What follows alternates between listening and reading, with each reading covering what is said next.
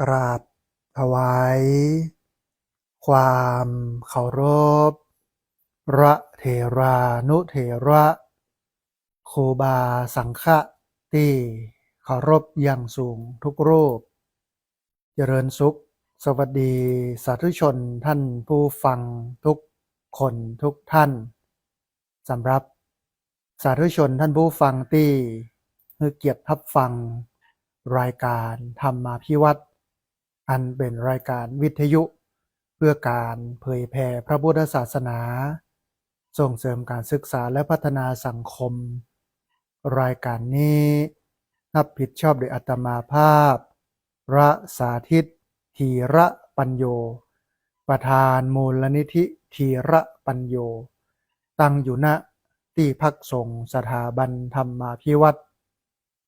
บ้านศพเตินตำบลศพปาด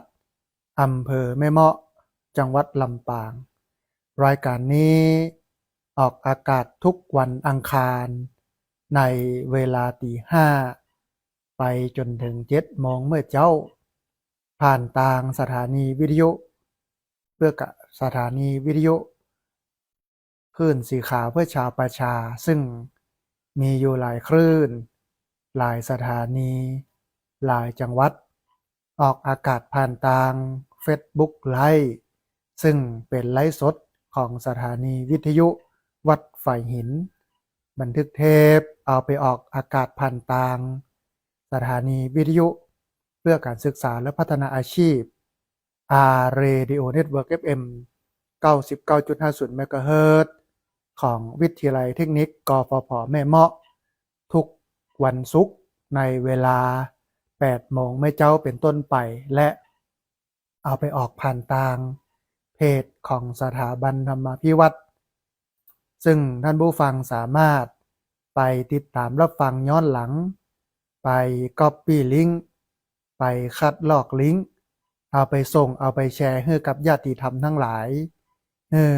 ได้ยินได้ฟังกันได้แถมตัวท่านผู้ฟังวันนี้เฮาปะกันในบรรยากาศ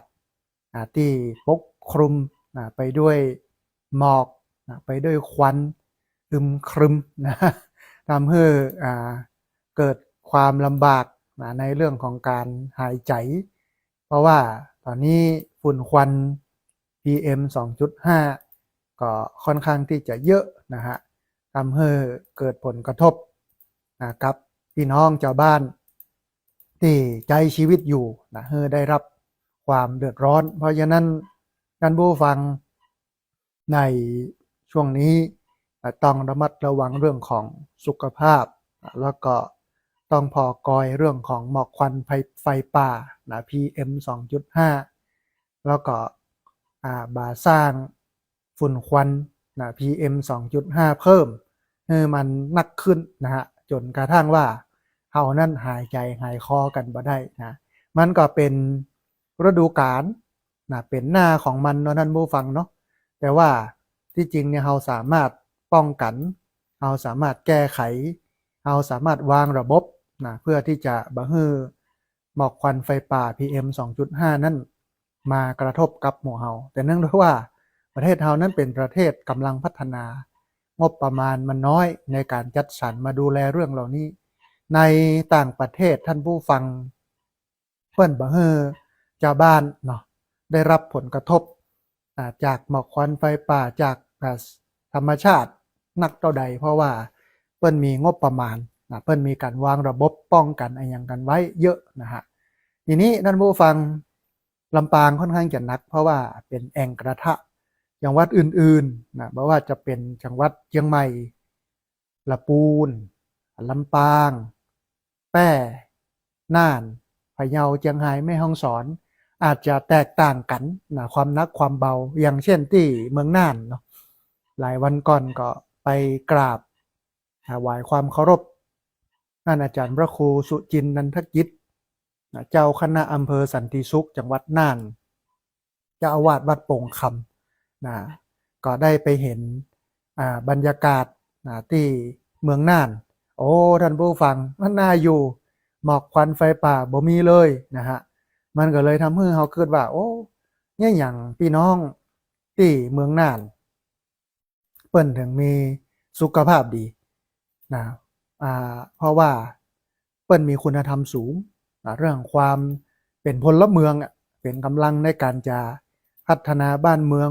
ให้มันไปตั้งหน้าได้เปิ้นก็เลยบอกก่อมลภาวะมาบ่ทำให้เกิดมลภาวะขึ้นทำให้ญาติโยมพี่น้องที่อยู่เมืองน่านมีสุขภาพดีบกองมาที่เมืองแป่โอ้ก็เริ่มคุกรุ่นลำปางก็เหมือนกันเนาะตะคืนก็ไหม้กันนักโดยเฉพาะอำเภอแม่เมาะนะฮะเพราะฉะนั้นด้านผู้ฟังมันก็จะต้องมีอยู่สองมิติที่เราจะต้องทำมิติแรกเป็นมิติที่ทำให้ชีวิตเราอยู่รอดท่ามกลางฝุ่นควัน PM 2.5 ต้องบอกกับท่านผู้ฟังก่อนว่าฝุ่นควัน PM 2.5 ถ้าหากว่าเราสูดเข้าไปนักๆดมเข้าไปนักๆเนี่ยมันเข้าไปในปอดของเราเนี่ยมันจะก่อให้เกิดมะเร็งก่อให้เกิดความเป็นอันตรายกับร่างกายทำให้เจ็บเป็นเย็นไข้เพราะฉะนั้นสิ่งที่เราควรทำณขณะนี้เวลานี้ก็คือป้องกันบ่ให้หมอกควันไฟป่ามันเข้าสู่ร่างกายอันนี้อันหนึ่งอันหนึ่งก็คือเราเป็นคนไปก่อปัญหาไปจุดไปจิไฟให้มันเกิด PM 2.5 รู้จักการปรับสภาพจากการเผาสมัยตะก่อนเนาะเพราะว่าสมัยตะก่อนเนี่ยมันบ่มีอะไรอย่างนักแต่ว่าวันเนี้ยความซับซ้อนของสังคมของการดำเนินชีวิตเนี่ยมันนักขึ้นเผาเตื้อหนึ่งมันก็เกิดอันตรายจะต้องเอาใบไม้มามักแต่งปุ๋ยอย่างนั้นอาตมาภาพเนาะวัดเนี่ยสำนักของอาตมาภาพเนี่ยต้นไม้เยอะเพราะว่าปลูกเยอะนะฮะโอ้ใบไม้นักก็เลยรับบริจาคขี้งัวขี้ควาย แล้วเสร็จแล้วก็เอามามักเมื่อมักมันเป็นปุ๋ยก็เอาไปใส่พักไม้ใส่เครือมันก็เป็นอันหนึ่งที่ทำให้เราประหยัดรายจ่ายแล้วก็ลดมลภาวะนะฮะที่จะทำให้เกิดฝุ่นควัน PM 2.5 มิติหนึ่งอาจจะต้องเฝ้าระวังท่านผู้ฟังเราจะต้องพอกอยถ้ามันไหม้ที่ไหนอย่างใดเราก็โทรไปแจ้งเจ้าหน้าที่ที่เกี่ยวข้องแต่ว่าอย่างว่าประเทศไทยมันเป็นระบบเนาะที่มันชัดเจนถ้าไหม้บนดอยสูงเนี่ยถึงแม้ว่าจะแจ้งไผ่เนี่ยมันตึงไปดับบ่ได้เพราะว่ามันจริงมันสูงแต่ว่าถ้าเป็นต่างประเทศเนี่ยเปิ้นก็เอาเฮลิคอปเตอร์ขึ้นไปดับแต่ว่าเขาเองจะใช้เฮลิคอปเตอร์เนี่ยบินเตื้อหนึ่งนี่เนาะใช้งบประมาณ 200,000 ต่อเตื้อมันสูงนะฮะแต่ว่ามันก็ต้องพัฒนาไปให้ประเทศมันพ้นจากประเทศที่กำลังพัฒนาแต่ว่าที่อูเนี่ยมันก็คงแหมหลายปีแหม100 ปีปุ้นบอกว่าจะเป็นไปได้ก่อย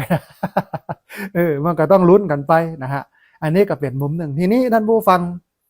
วันนี้จะพาท่านผู้ฟังไปเรียนรู้ถึงเรื่องหลักธรรมในทางพระพุทธศาสนาโดยเฉพาะที่ถ่ายทอดผ่านหลวงพ่อพุทธทาส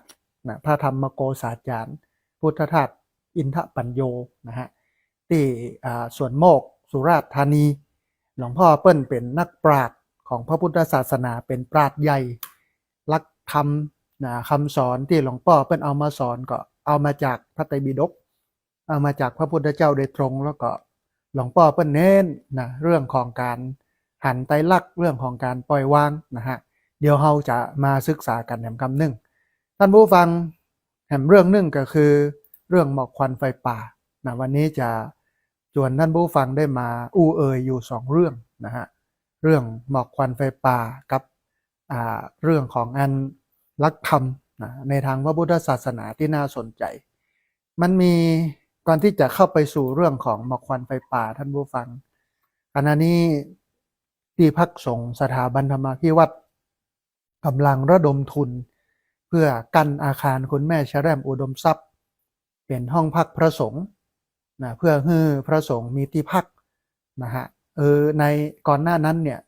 สร้างพระธาตุเจดีย์ก็ได้รื้อกุฏิที่อยู่ประจำไป2 หลังทำให้พระสงฆ์บ่มีที่พักก็เลยไปกั้นอาคารคุณแม่ชะแรมอุดมทรัพย์เป็นห้องพัก นะฮะให้ตัวเจ้าพระสงฆ์ได้พักตัดหันนะตอนนี้กำลังระดมทุนกันที่ผ่านมามีญาติโยมได้ร่วมทำบุญกันมาเนาะมีโยมธีรศักดิ์เหล่ารอดเทพนะแม่บัวพัดกุลันกลุ่มปฏิบัติธรรมวันเสาร์คุณแม่จินดาเวชโชนะคุณแม่จันเรือนใสพระมหาเอกมลทิตมโนนะคุณโยมสมพรรัตนังดร.ภัทรพรปัญชยาทนาดุดูลนะคุณโยมภาวนาปทุมเพชรคุณโยมนิเวศยมศักดิ์นะคุณโยมสมจิตอินทรวิจิตรคุณโยมสิริพัฒน์สมพงศ์คุณโยมจินดาศรีใจวงศ์คุณโยมสรัตนมณีพลก้าคุณโยมเพ็ญศรีภักดีไทยนะคุณโยมสุภรัตน์สมดวงคุณโยมทัศนีหินวงศ์คุณโยมไพพันธ์อินตทาคุณแม่คำนวณกำลังแข็งคุณแม่นิพาอัมพรสุวรรณคุณบุญรัตน์สายวงฟั่นแม่เรียบวังสมบัติแม่อุไรวันอภิทันกรคุณโยมพิษสมัยปันทกุลคุณโยมสุวรรณจงสำริดดีแม่ลัดดากาวิระชัยคุณโยมคำสุขโยธินคุณโยมสุจีจันทวงศ์คุณแม่บุพภาอิทธิมณฑลคุณแม่เหรียญชาทายุคุณโยมสุทินศรีตระกูลคุณโยมบุพภาอิทธิมณฑลคุณแม่สุแก้วคำอ้วนแม่สสีทรเปรมจิตคุณโยมสุทัศน์ชัยลังกาคุณโยมพรทิพย์นันทินะฮะคุณแม่ขจรสารพีคุณโยมสุภัตราคำปานแล้วคุณอัญชลีเจียกขจรคุณโยมนัทนรีอินทรพิจิตรคุณแม่คิมศรีอิมแก้วแม่บัวไข่กิ่งกัมแม่สุภาพรอินศรีแม่สมทรงศรีวิกุลแม่จันแก้วสมวงศ์คุณวิวัฒน์ปินตาแล้วก็คุณโยมวิรวรรณชัยโสนะฮะที่ได้ร่วมทำบุญมานะฮะท่านใดอยากจะร่วมทำบุญก็สามารถร่วมทำบุญได้เนอะที่ธนาคารกรุงไทยชื่อบัญชีที่พักสงฆ์สถาบันธรรมาภิวัตรหมายเลขบัญชี5360755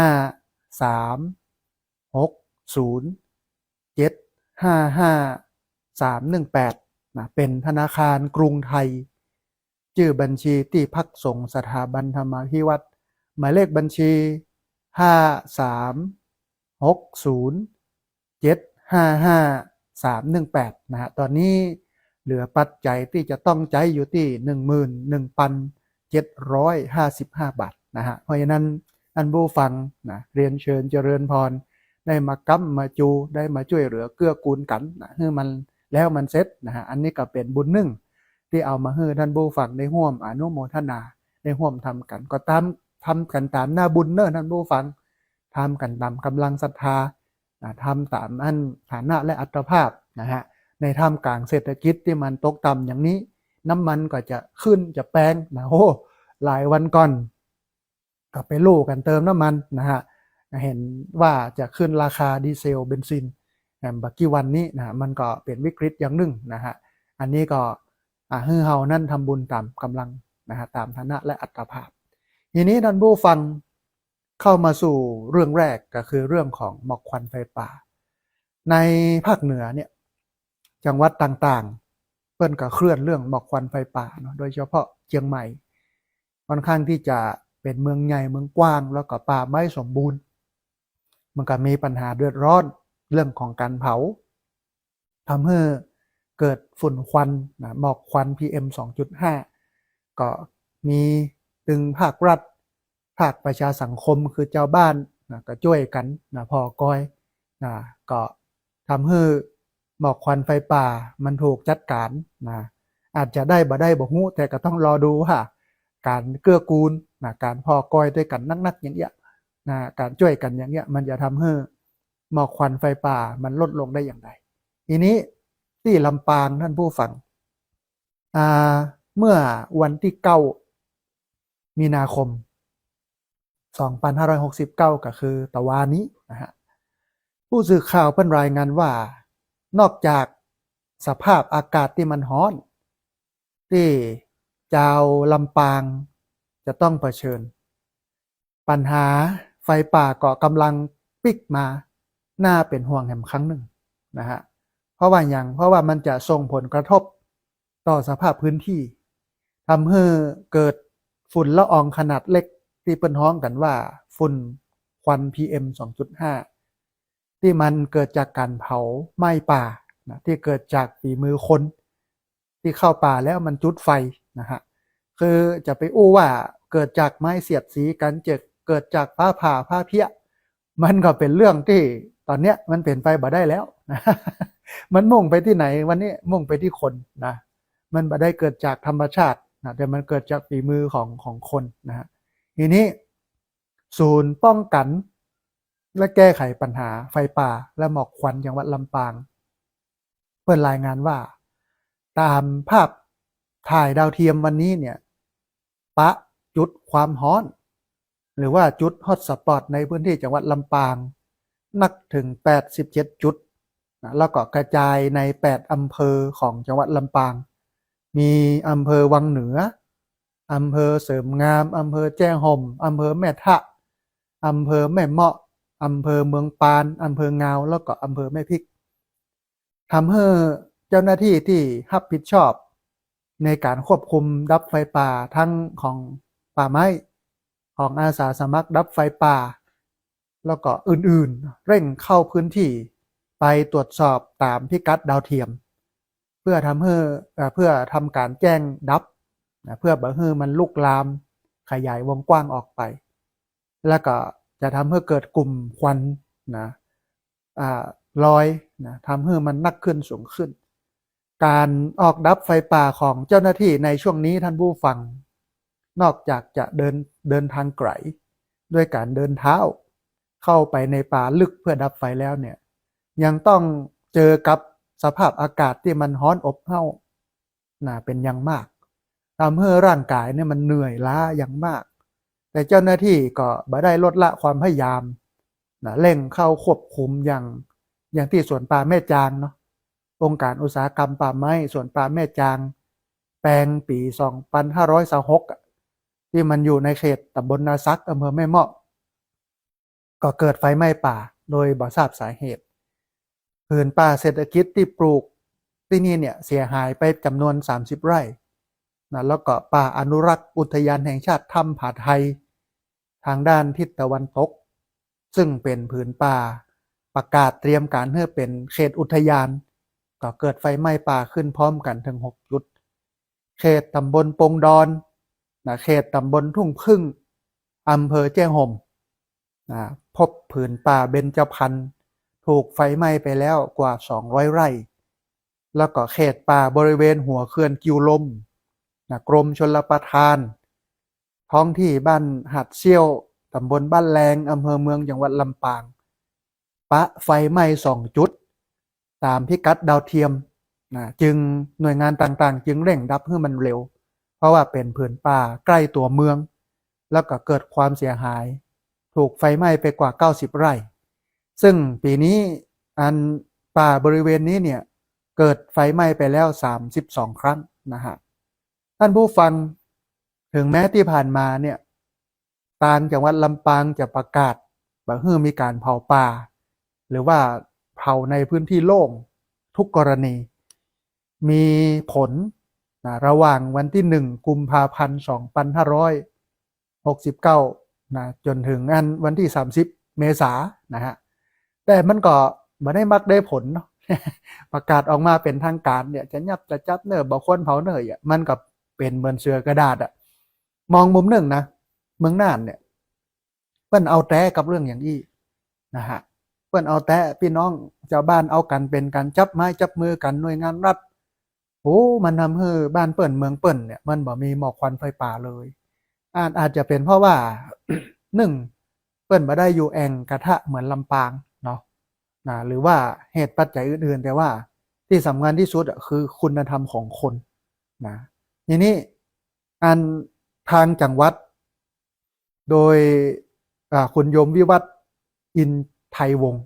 ผู้ว่าราชการจังหวัดลำปางเปิ้นจะประชุมนายอำเภอถึง13อำเภอรวมถึงหน่วยงานป่าไม้ทั้งผู้ดูแลสวนป่าแล้วก็ป่าอนุรักษ์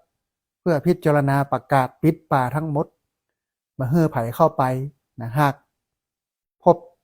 หากปะคนหนีเข้าไปคนลักเข้าไปก็เฮือใจมาตรการทางกฎหมายเข้าตรวจสอบจับกุมทันที เพื่อป้องกันการเข้าไปเผาป่านะอันนี้คือสถานการณ์หมอกควันไฟป่าในจังหวัดลำปางซึ่งค่อนข้างที่จะวิกฤตค่อนข้างที่จะครุกรุ่นนะฮะโดยเฉพาะในช่วงหลายวันก่อนที่ผ่านมานักพอสมควรนั่นผู้ฟังนะนักพอสมควรนะฮะทีนี้นั่นผู้ฟังเข้ามาสู่เรื่องของ ธรรมะในวันนี้ปกติเนี่ยรายการธรรมพิวัตร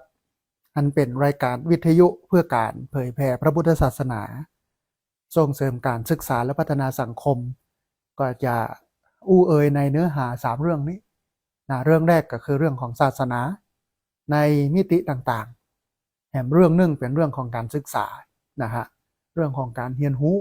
ตะกี้อู้เรื่องหมอกควันไฟป่าก็อยากที่จะให้พี่น้องชาวบ้านที่ฟังอยู่ได้รู้เท่าทันสถานการณ์ของหมอกควันไฟป่านะแล้วก็พัฒนาสังคมหลายมิตินะฮะรายการนี้ก็เลยค่อนข้างที่จะหลากหลายเอาธรรมะมาให้ด้านผู้ฟังได้ฟังร่อมประยุกต์ใช้ในชีวิตประจำวันไปแก้ปัญหาต่างๆธรรมะนี่มันเป็นของดีท่านผู้ฟังนะมันนั้นเป็นสิ่งที่ถ้าเราศึกษาและปฏิบัติแล้วมันรักษาตัวเรานะบ่ให้ตกไปในทางที่ชั่วนะเพราะว่าพระพุทธเจ้าเปิ้นตรัสไว้ว่าอันธรรมะนั้นย่อมรักษาผู้ปฏิบัติไม่ให้ตกไปในที่ชั่วนะฮะใจคนถ้ามันเป็นกุศลนะมันบ่ไหลลู่ลิงไปทางอกุศล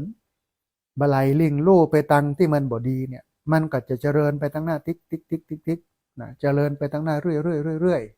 แต่ถ้ามันไหลลิงไปสู่ความบดีเป็นอกุศลมันก็จะตกต่ำนะมันก็จะตกต่ำเพราะฉะนั้นขอให้ท่านผู้ฟังทั้งหลายหักธรรมเนอะรักธรรมะนะอยู่กับธรรมะเอาตัวเอาตนเข้าไปอาบธรรมะนะให้มันซึมซาบเข้าไปในถ้าเป็นอันอู้กันเป็นภาษาเมืองบะเก่าเนาะให้มันซึมซาบเข้าไปในจีนในหนังในดูก ให้มันอยู่กับตัวกับตนเขาอะเพราะว่าอย่างท่านผู้ฟังพระเจ้าได้ตรัสไว้ว่าธรรมะเทศสีปราพโวธรรมะกาโมพวังโหติเนี่ยคนทักธรรมจะเจริญคนจังธรรมมันจะเสื่อม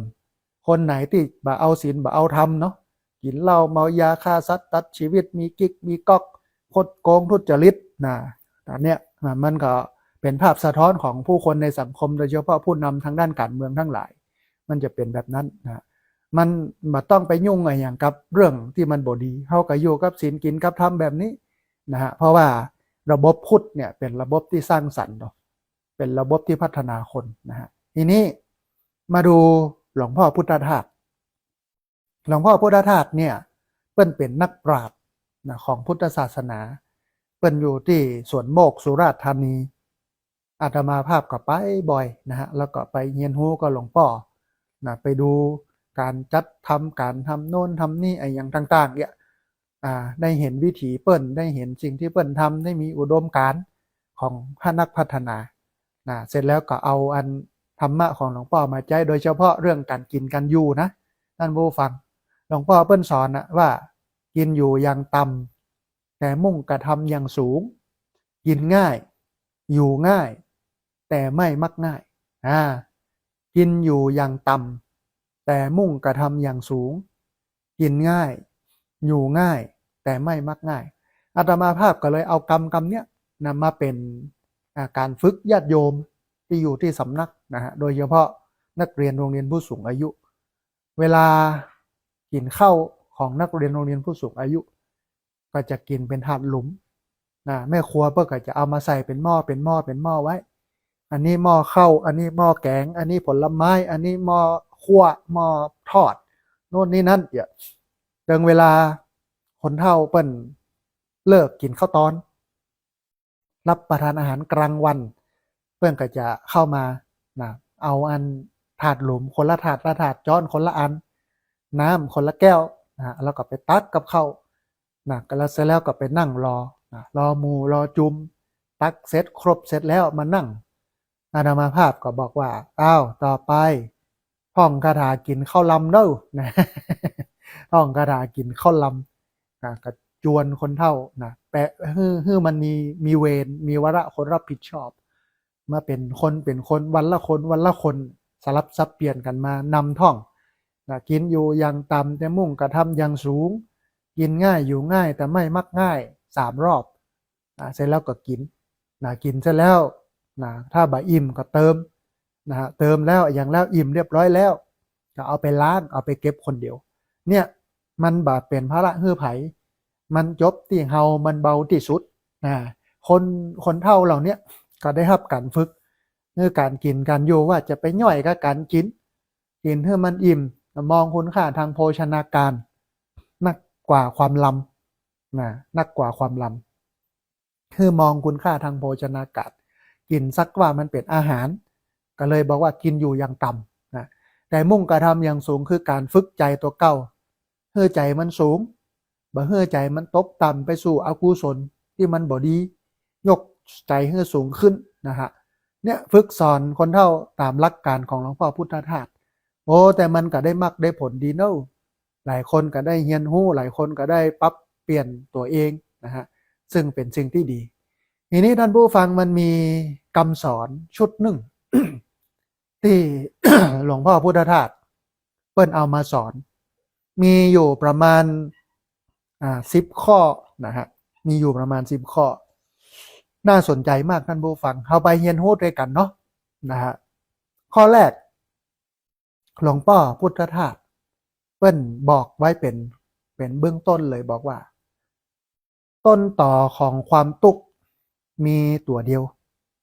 หลวงพ่อพุทธทาสนะบอกว่าต้นต่อของความทุกข์หากเงาของความทุกข์เนื้อแท้ตัวแท้ของความทุกข์มีตัวเดียวคือความยึดติดนะความยึดติดความทุกข์เนี่ยมันบ่ได้เกิดจากผีสางเทวดาหรือว่าดวงดาวชะตาแต่ว่ามันเกิดจากใจที่เข้าไปยึดว่าสิ่งนั้นเป็นตัวกูนะหรือว่าของกูเมื่อใดที่เกิดแบบเนี้ยความนักใจมันจะเกิดขึ้นทันทีเพราะฉะนั้นท่านผู้ฟังยึดไว้ก่อนนักนะกักไว้ก็ทุกข์ปล่อยวางว่างเว้น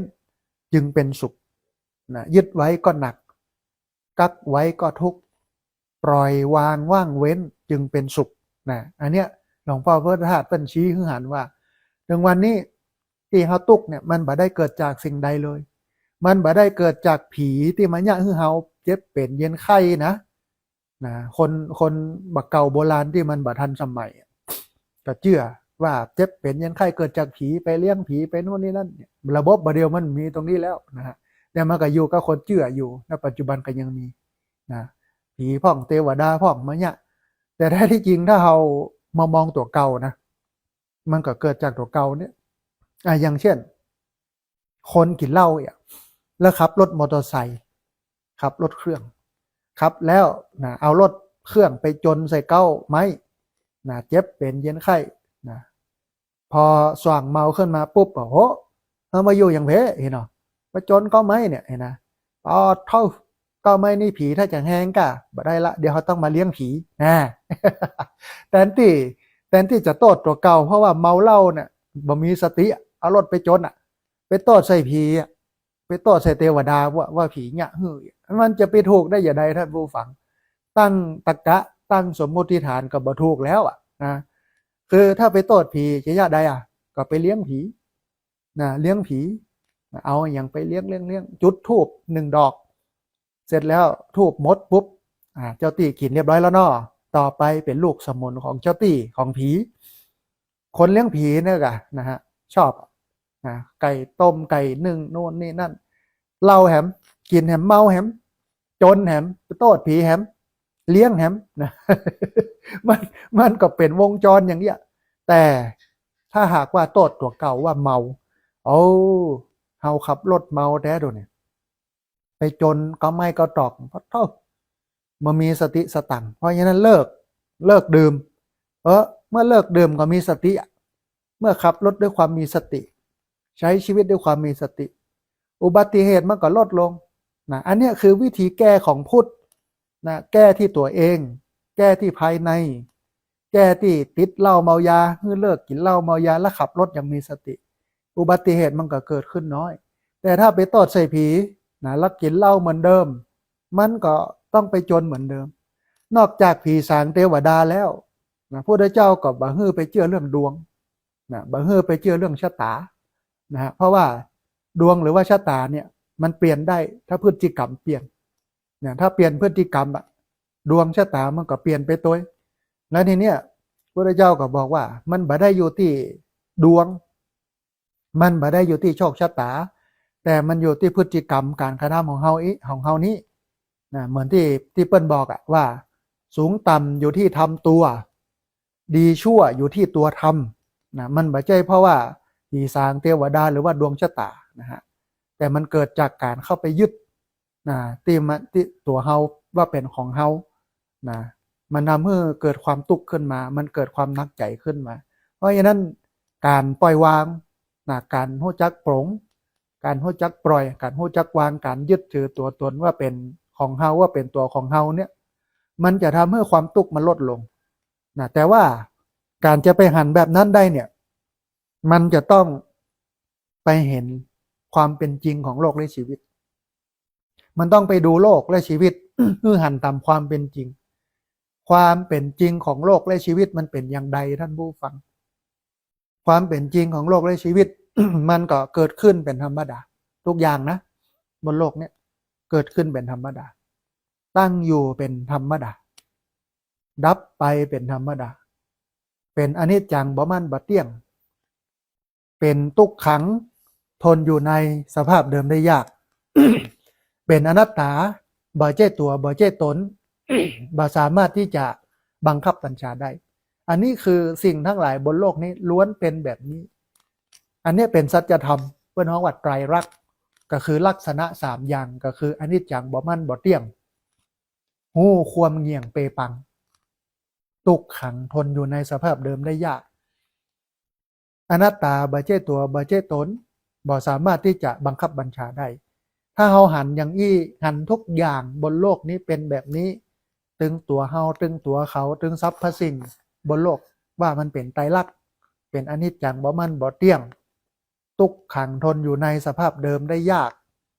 อนัตตาบ่ใช่ตัวบ่ใช่ตนบ่สามารถที่จะบังคับบัญชาได้มันจะทำเมื่อเฮานั้นเริ่มปล่อยเริ่มโปร่งเริ่มวาง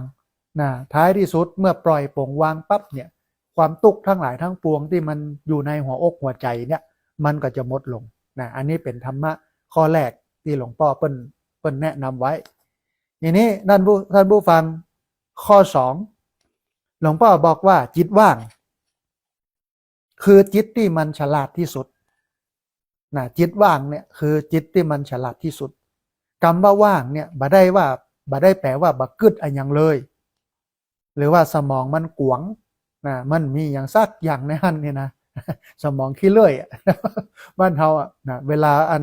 สมัยตะก่อนนะด่าละอ่อนที่มันบ่ค่อยลวกค่อยแหลมเนี่ยว่าโอ้หัวสมองนี่ยังมาขี้เลื่อยนะนี่นะแต่ว่ามันหมายถึงจิตที่มันว่างจากกิเลสจิตว่างเนี่ยคือจิตที่มันว่างจากกิเลส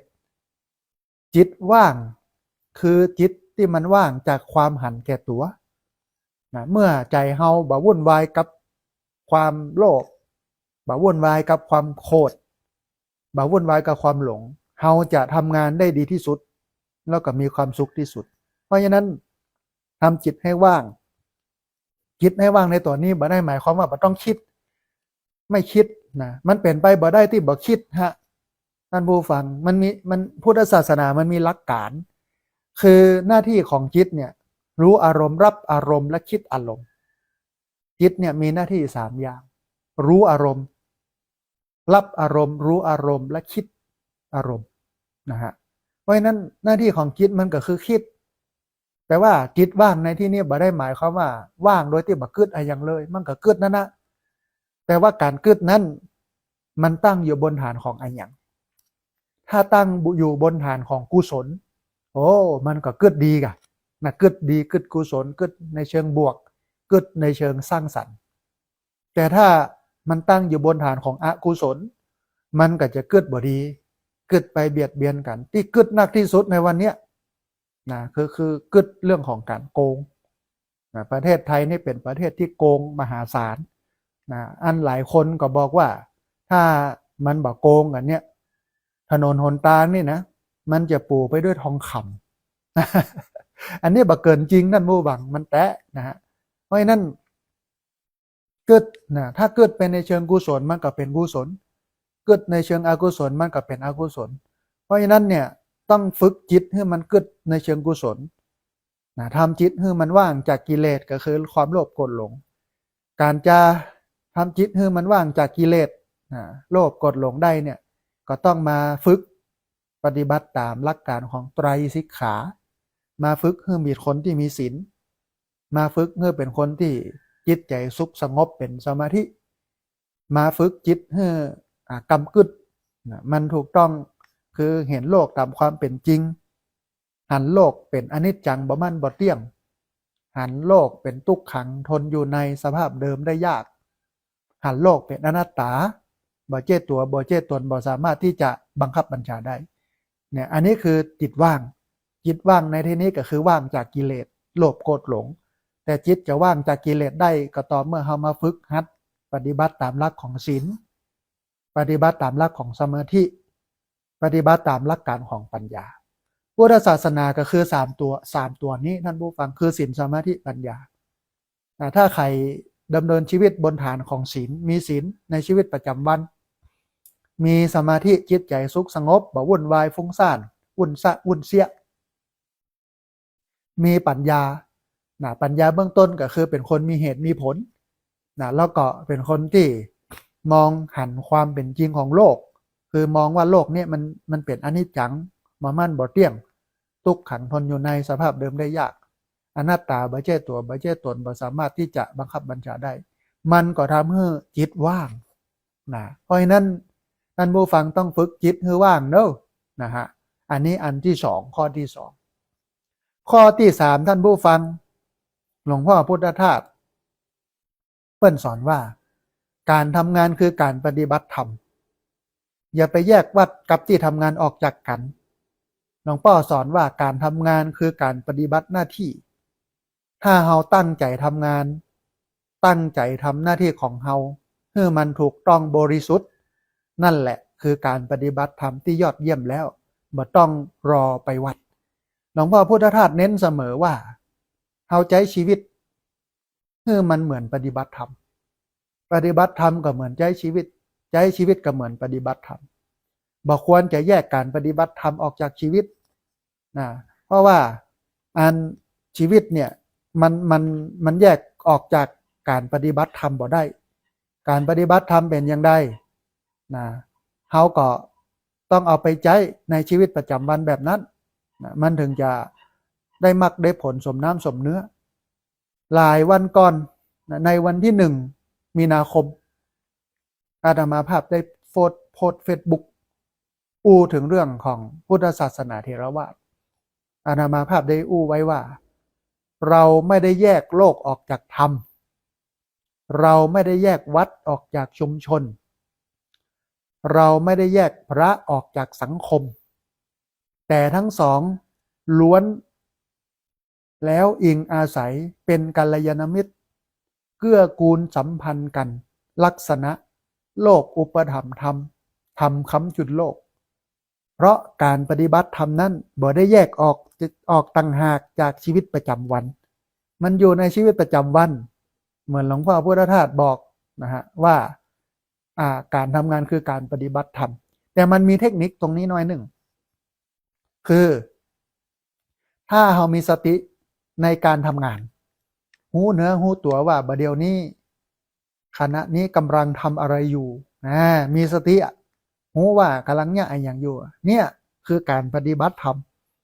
เพราะฝึกสติคือการปฏิบัติธรรมแล้วการฝึกสติเนี่ยสามารถเอามาใช้ได้ในชีวิตประจำวันอย่างเราฟังวิทยุอยู่เนี่ยเราหูว่าฟังอยู่เนี่ยมันก็เป็นการปฏิบัติธรรมโลหลังจากนั้นก็ไปล้างถ้วยขณะที่ล้างอยู่มีจิตจดจ่ออยู่กับการล้างถ้วยนี่ก็คือการปฏิบัติธรรม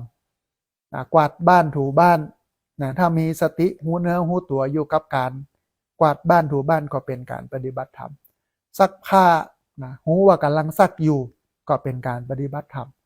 เนี่ยกับข้าวตำน้ำพริกนะเดี๋ยวนี้หลายคนกำลังตำน้ำพริก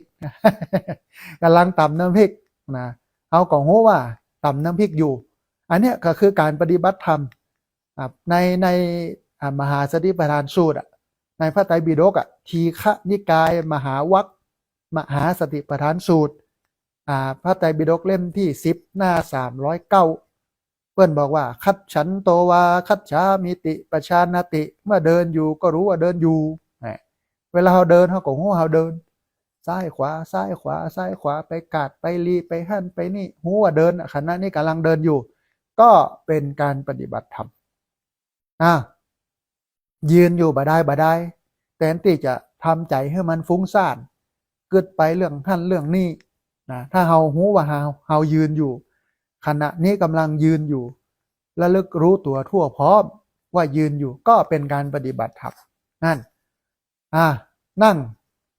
เวลานั่งก็นั่งอยู่รู้ว่านั่งอยู่นิสีโนวานิสีนิติปชานติหูว่านั่งอยู่ขณะนี้กำลังนั่งอยู่ก็เป็นการปฏิบัติธรรมนอนสายะโนวาสายะมิติปชานติเมื่อนอนอยู่ก็รู้ว่านอนอยู่ยังบ่รับเตื้อหูว่านอนนะฮะถ้ารับไปแล้วมันก็บ่ต้องไปกำหนดอะไรอย่างเพราะว่ามันไม่รู้สึกนะการกำหนดเนี่ยเมื่อมีสติมันจะกำหนดได้ขณะที่มีความรู้สึกนะมีความรู้สึกตัวถ้ารับไปแล้วเป็นบ่นับนะฮะก็หูว่านอนอยู่ก็เป็นการปฏิบัติธรรมเพราะฉะนั้นหลวงพ่อพุทธทาสเปิ้ลก็เลยเน้นย้ำว่าการทำงานคือการปฏิบัติธรรมนะอย่าไปแยกวัดกับที่ทำงานออกจากกันนะจะไปแยกการปฏิบัติธรรมกับการใช้ชีวิตทางโลกออกจากกันการใช้ชีวิตประจำวันกับธรรมะเนี่ยมันเข้ากันได้มันไม่ใช่ว่าจะต้องแยกออกนะฮะแต่ถึงวันนี้อบายมุขอกุศลมันมาแห้งเขาก็เลยเอาพื้นที่เอาไปให้กับอบายมุขนะเอาไปให้กับอกุศลเยอะจนกระทั่งสิ่งที่มันเป็นกุศลสติมันน้อยนะกลายเป็นว่าดำเนินชีวิตไปด้วยความที่เป็นอกุศลนะฮะอันนี้ก็คืออันที่3ที่หลวงพ่อพุทธทาสเพิ่นได้ฝากไว้ว่าการทำงานคือการปฏิบัติธรรมคือที่จริงเขาก็ติดรูปแบบชาวพุทธเขาถึงวันพระวันศีลนะหรือว่าเปิ้นปฏิบัติธรรมมาฆบูชาวิสาขบูชาอาสาฬหบูชาหรือว่าปฏิบัติวันพระวันศีลอะไรอย่างก็แล้วแต่เขาก็ติดรูปแบบก็ใส่ชุดขาวเข้าไปวัดนะปฏิบัติธรรมเต็มที่นะบกองออกจากวัดไปแล้วบัดปฏิบัติอย่างสักอย่างบัดกำหนดสติให้มันอยู่กับปัจจุบันเอาอันกรรมฐานเอาศีลเอาสมาธินะที่ฮับมาจากครูบาอาจารย์ไปแขวนไว้กำแพงวัด มาเอาไปบ้านตัวอันอาตมาภาพสอนอันญาติโยมที่อยู่มหาลัยเชียงใหม่เนาะก็อู้กับญาติโยมว่าโอ้บ่ควรเอาอันสิ่งที่ครูบาอาจารย์ให้เช่นกรรมฐานนะเช่นศีลนะเอาไปแขวนไว้หน้าประตูหัวมหาลัยเนอะหมู่เฮาครูบาอาจารย์ญาติโยมนักปฏิบัติธรรมนักศึกษาบุคลากรของมหาลัยเชียงใหม่เอาไปตยเนอะเอาไปใช้ในชีวิตประจำวันนะอาตมาภาพจะสอนแบบนี้เสมอนะเพราะว่าเปิ้นอยู่กับศีลกินกับธรรมศีลสมาธิปัญญาเป็นฐานห้องในการดำเนินชีวิตของเปิ้นก็อยู่บนทางของศีลของธรรมนะฮะท่านผู้ฟังข้อที่4หลวงพ่อพุทธทาสเปิ้นบอกว่าอย่าตกเป็นทาสของอารมณ์ทางตาทางหูทางหูดังทางลิ้นทางกายทางใจเป็นประตูรับเรื่องราวเมื่อเฮาหันหูบงามหรือได้ยินกำดาเฮานั้นมีสติหูตันอย่าปล่อยใจให้มันปรุงแต่งจนเกิดความหลงไหลความชอบจนเกิดความชังก็คือความโกรธความแค้นนะหันสักแต่ว่าหันได้ยินสักแต่ว่าได้ยินเพราะว่าสิ่งที่มันเป็นอกุศลทั้งหลายถ้าเฮาบ่มีสติในการกรองเช่นเฮาพ่อเฮากอยถ้ามาในการพ่อการกอยนั้นมันบ่ประกอบไปด้วยสติในการพ่อการกอย มันหันปุ๊บนะตามากระทบรูปมันก็จะเกิดขึ้นสามอย่างทันทีเมื่อตาเห็นรูปถ้าบ่มีสติเป็นตัวกำกับ1ชอบ2บ่ชอบ3เฉยๆแบบไม่ประกอบไปด้วยปัญญามันจะเกิด3อย่างนี้ขึ้นเสมอในการเห็นในการฟังในการกินในการลิ้มรสสัมผัสในการถูกต้องโน้นนี่นั่นนะแต่ถ้ามีสติเป็นตัวกรองนะมันก็จะกรองเอาแต่กุศลเข้ามาในใจอกุศลมันก็มานะเพราะฉะนั้นอย่าไปตกเป็นทาสนะอารมณ์ทางตาหูจมูกลิ้นกายใจ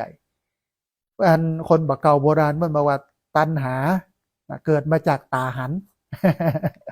ตาหันก็เลยเกิดตัณหาเพราะฉะนั้นเนี่ยเปิ้ลก็เลยเตือนว่าการดู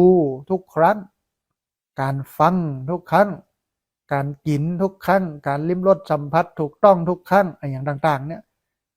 มีสติกำกับเสมอนะเมื่อมีสติกำกับแล้วเขาจะบัตกเป็นทาสแต่ถึงวันนี้คนตกเป็นทาส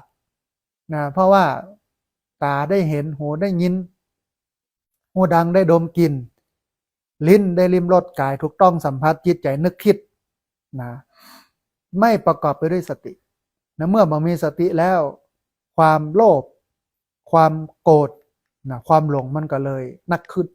นะฮะแทนที่จะเป็นกุศลในการหันแต่ละครั้งในการได้ยินแต่ละครั้งกลับกลายเป็นอกุศลนะเพราะฉะนั้นต้องเอาสติเข้าไปดักเห็นด้วยสติพอด้วยสติ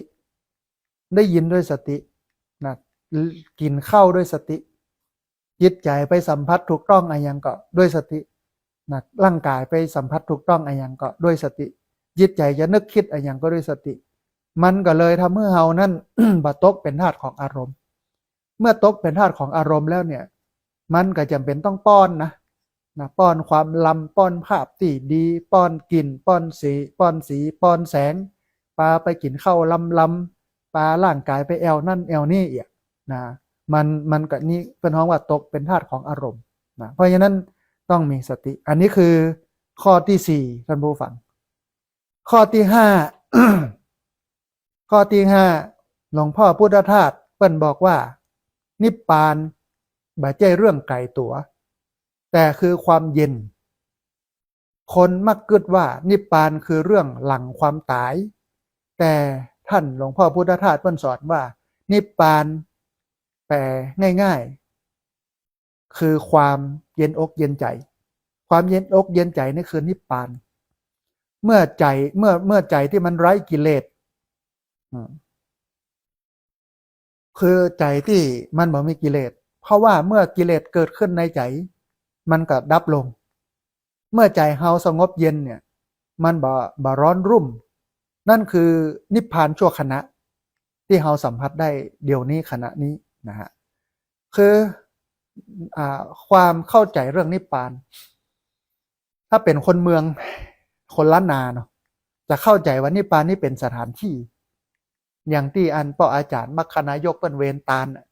นิพพานเป็นเมืองแก้วในละปาน เมืองแก้วในละปานเป็นที่อยู่นะแต่ที่จริงแล้วนิพพานมันบ่ได้เป็นสถานที่มันไม่ได้เป็นที่อยู่แต่มันเป็นสภาวะธรรมนิพพานเนี่ยหลวงพ่อพุทธทาสเปิ้นให้คำนิยามว่าความสงบเย็นนะความสงบเย็นนี่เป็นนิพพานนะถ้าสงบเย็นใจมันสงบเย็นแล้วเนี่ยมันคือนิพพานนะทีนี้ด้านผู้ฟังเราสามารถรับความร่มเย็นจากใจที่มันสงบร่มเย็นก็คือนิพพานเนี่ยได้ทุกขณะนะได้ทุกสถานการณ์บ่จำเป็นต้องรออะไรอย่างนะเพียงแต่ว่าทำใจให้มันเป็นกุศลทำใจให้ดับความโลภดับความโกรธดับความหลงในใจให้มันลดลงนิพพานความเย็นมันก็เกิดขึ้นหลวงพ่อพุทธทาสเพิ่นก็เลยบอกว่าชีวิตที่ดีและมีความสุขเนี่ยคือชีวิตที่สงบเย็นและเป็นประโยชน์ชีวิตที่ดีและมีความสุขคือชีวิตที่สงบเย็นและเป็นประโยชน์ก็คือชีวิตที่มันนิพพานสงบเย็นและเป็นประโยชน์เนี่ยคือชีวิตของนิพพานสงบเย็นมันบ่เล่าร้อนหรอกและเป็นประโยชน์เกื้อกูลต่อบุคคลทั้งหลายเนี่ยนิพพานเป็นแบบนี้มันไม่ใช่เรื่องไกลตัวแต่มันคือความสงบเย็นและเป็นประโยชน์ที่จริงเราก็ฝึกตัวเองให้สงบเย็น นะปฏิบัติตามหลักของศีลสมาธิปัญญาไปอันไหนที่มันเกื้อกูลสังคมชุมชนผู้คนได้ก็เกื้อกูลกันไป อย่างอันสมัยตะก่อนนะบ้านนอกคอกนาหรือว่าสังคมสมัยฮักตักน้ำต่ำเข้าเนี่ยเป็นเกื้อกูลกันโอ้แบ่งปันกันเฮือกันพักไม่ใส่เครือจิ้นปลาอาหารเข้าอะไรอย่างต่างๆแลกกันเปลี่ยนกัน แต่ประเดี๋ยวนี้เป็นตังไปอย่างหมดเสียนะบ่มีน้ำใจละปลูกเอาไว้ขายอย่างเดียวใครยังมาขอกำได้นะสูยังปลูกคนเดียวยังมาขออย่างยังถ้ายุ่งยากก็จะปลูกได้นะมันก็เป็นสังคมที่บ่ค่อยเกื้อกูลกันแล้วนะเพราะฉะนั้นเนี่ยเราจำเป็นยิ่งที่จะต้องทำให้ใจมันสงบเย็นและเป็นประโยชน์เกื้อกูลต่อบุคคลเกื้อกูลต่อโลกนะฮะอันนี้คือนิพพานนะข้อที่5ข้อที่6ท่านผู้ฟังหลวงพ่อพุทธทาสเพิ่นบอกว่ากูอย่างมันเป็นเช่นนั้นเอง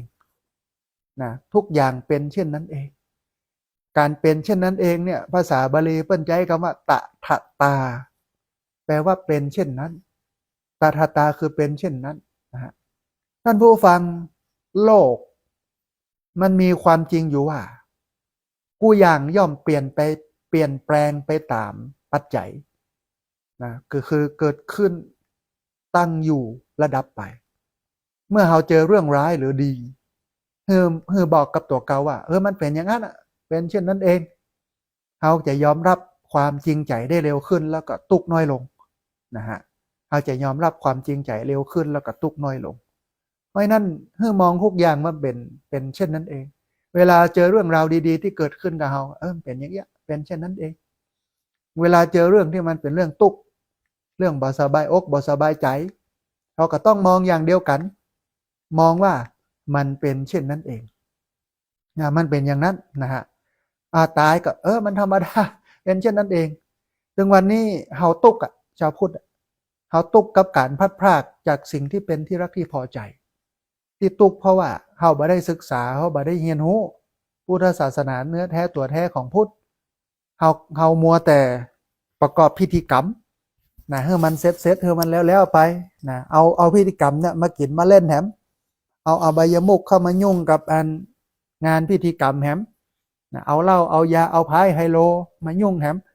งานศพงานชาตินะจัดมาก็มีเหล้าไฮโลไพ่มันก็เป็นว่าเราทำบุญมุ่งหมายบุญจริงไหมนะหรือว่ามุ่งหมายบุญมุ่งหมายการเล่นการม่วน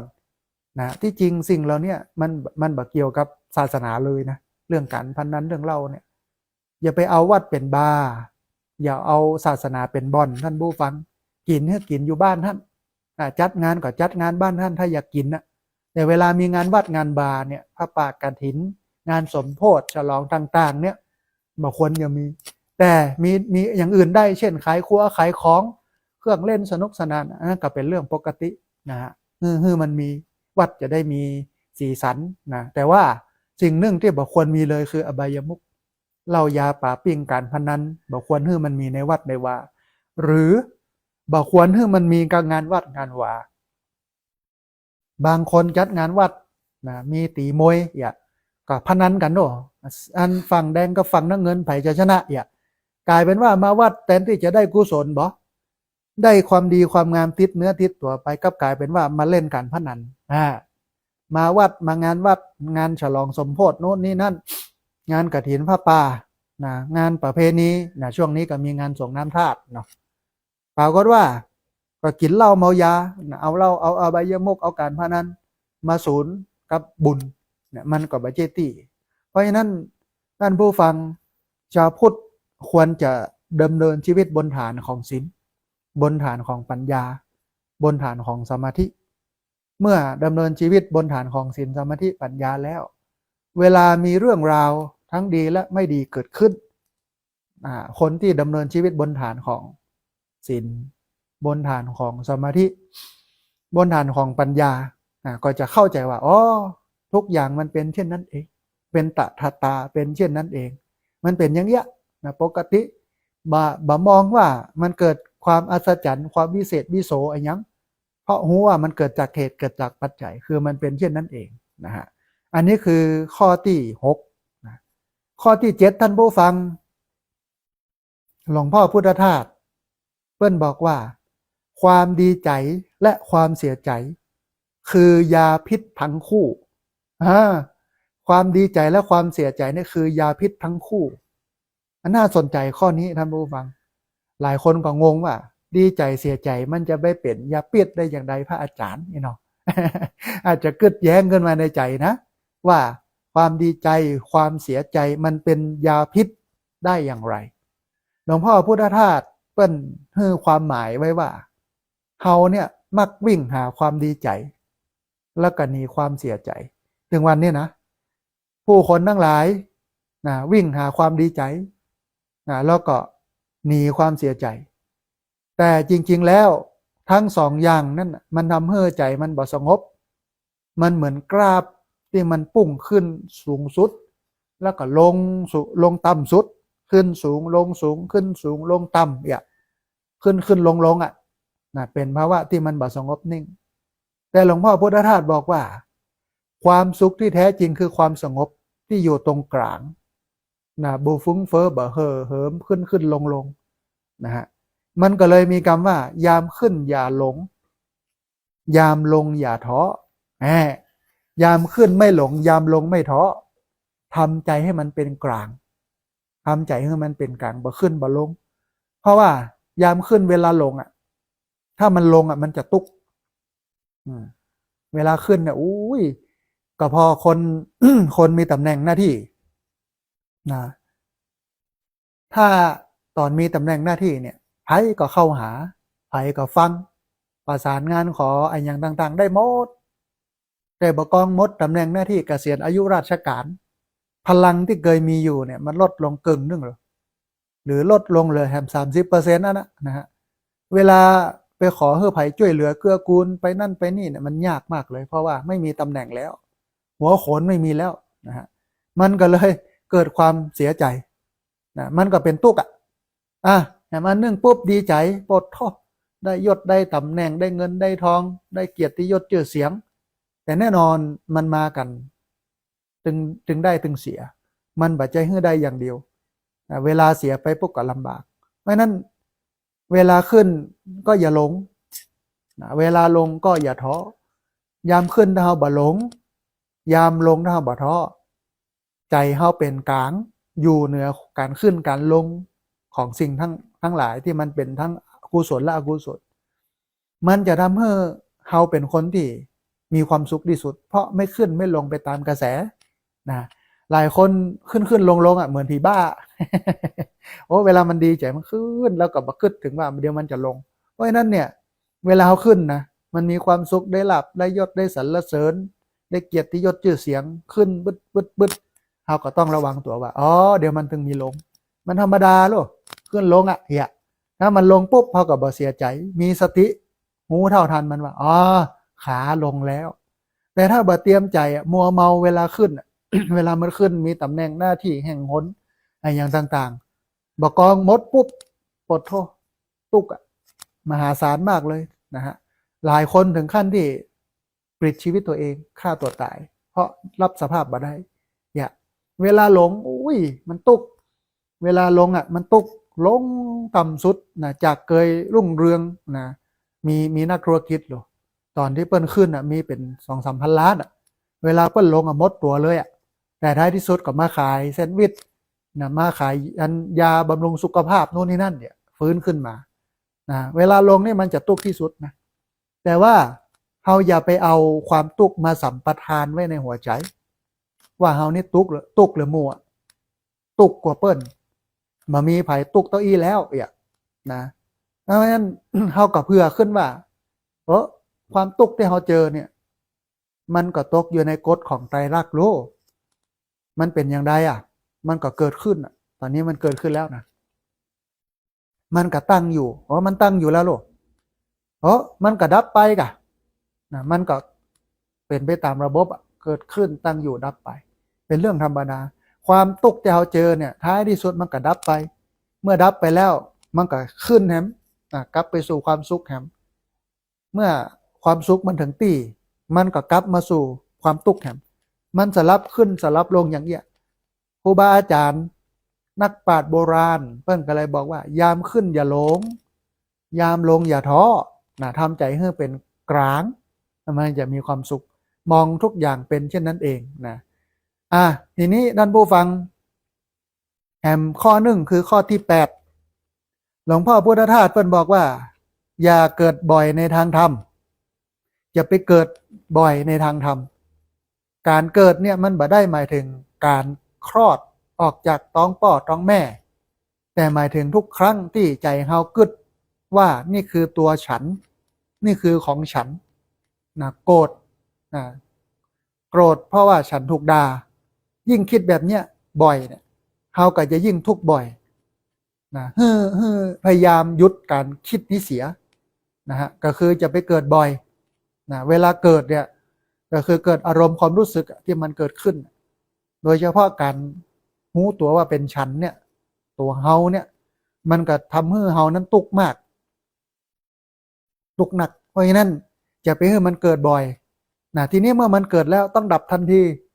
คนที่มีสติมีสมาธินักสติสมาธิมีพลังหรือมีกำลังเนี่ยมันสามารถดับการเกิดนะได้บ่ให้เกิดบ่อยนะแต่ว่าถ้าคนปกติทั่วไปเป็นเรื่องธรรมดาย่อมมีแน่นอนนะอัตตาตัวตนอีโก้ความถือเนื้อถือตัวความมีตำแหน่งแห่งหนนะหน้าที่อำนาจเนี่ยมันมีอยู่ในหั่นนะถ้าใจบ่เป็นนะมันกระตุก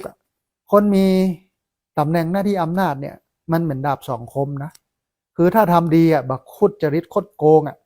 โอ้มันก็จะเจริญเป็นคนทำบุญประเภทหนึ่งเหมือนกันวิยาวัจจะใหม่บุญที่เกิดจากการขนขวายบำเพ็ญสาธารณประโยชน์นะคนที่เป็นนักการเมืองเนี่ยได้บุญข้อนี้ก็คือวิยาวัจจะใหม่นะบุญที่เกิดจากการขนขวายบำเพ็ญสาธารณประโยชน์แต่ถ้านะเนี่ยบดีทุจริตคดโกงนะฮะมันก็บ่ได้เป็นกุศลมันก็เป็นอกุศลเพราะฉะนั้นอาจจะไปให้สิ่งเหล่านี้เกิดขึ้นบ่อยเวลาเฮากระทบนะเวลามีสิ่งไหนมากระทบกับเฮา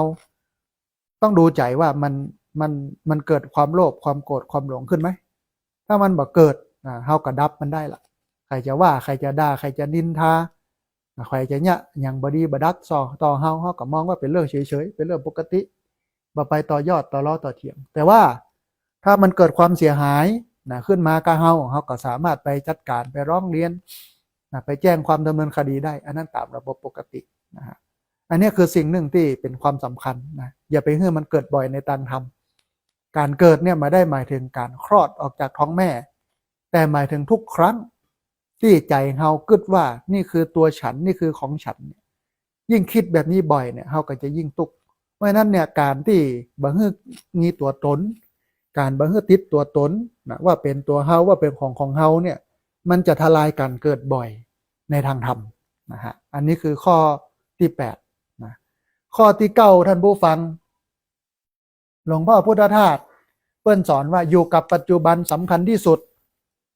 นะอยู่กับปัจจุบันเนี่ยมันสำคัญที่สุดอดีตมันจบไปแล้วอนาคตก็ยังมาบ่ถึงการมัวแต่กังวลหรือว่าการมัวแต่มาเสียดายนะถึงเรื่องอดีตถึงเรื่องอนาคตมันบ่มีประโยชน์ท่านผู้ฟังนะให้เฮาเอาสติทั้งหมดมาอยู่ที่ลมหายใจแล้วก็มาอยู่ที่ตรงหน้าทำปัจจุบันให้ดีที่สุดแล้วก็อนาคตเนี่ยมันจะดีขึ้นเองตามกระบวนการเพราะว่าเหตุปัจจัยมันสร้างไปในทางดีพระพุทธเจ้าได้ตรัสว่าอาติตังนาคามยะนปฏิกังเขนอนาคตังปัจจุปันนังอาติตังนาคามยะนปฏิกังเขนอนาคตังปัจจุปันนังคือหมายความว่าพระเจ้านี่เพิ่นบอกว่าอดีตเป็นสิ่งที่มันล่วงพ้นไปแล้วมันเป็นสิ่งที่หมดไปแล้วเฮาบ่สามารถที่จะกลับไปแก้ไขปัญหาอะไรอย่างได้เลยนั่นเป็นเรื่องอดีตนะฮะอนาคตนะมันเป็นสิ่งที่มันยังมาบ่ถึงเตื้อเฮาจะไปยะไปสร้างไปแปลงไปนั่นไปนี่ก็บ่ได้เฉพาะกึดอย่างเดียวว่าอยากให้นั่นมันเป็นอย่างนั้นอย่างนี้นะฮะไปยะอย่างบ่ได้อนาคตอดีตก็เหมือนกันปิกไปยะบ่ได้ปิกไปแก้ไขบ่ได้มันบ่ใช่เหมือนหนังละครโลกมันบ่ได้เหมือนการ์ตูนโลกที่มันจะมีทานแมชชีน ย้อนอดีตนะนั่งอันเครื่องทำแมชชีนย้อนอดีตแล้วไปแก้ไขอดีตเนี่ยมันใช่หนังใช่การ์ตูนนะฮะอนาคตก็เป็นสิ่งที่มันยังมาบ่ถึงเตื้อนะปัจจุบันเนี่ยสำคัญที่สุดนะเพราะฉะนั้น อดีตมันจบไปแล้วอนาคตก็ยังมาบ่ถึงการมัวแต่กังวลหรือว่าเสียดายเนี่ยมันบ่มีประโยชน์เอาสติมาอยู่กับลมหายใจมาอยู่กับปัจจุบันขณะการอยู่กับปัจจุบันขณะเนี่ยท่านผู้ฟังเป็นสิ่งที่ดีมากๆหลายคนตุกเพราะว่ากึดนะสังขารปรุงแต่งไปถึงเรื่องอนาคตว่ามันจะเกิดอันนั้นอันนี้ทั้งนี่มันยังไม่เกิดนะบางคนเสียดายอดีตโอ้ยสมัยนั้นนะสมัยเฮาหนุ่มๆเนี่ยเฮาอย่างบ่ตั้งใจเฮียนฮะ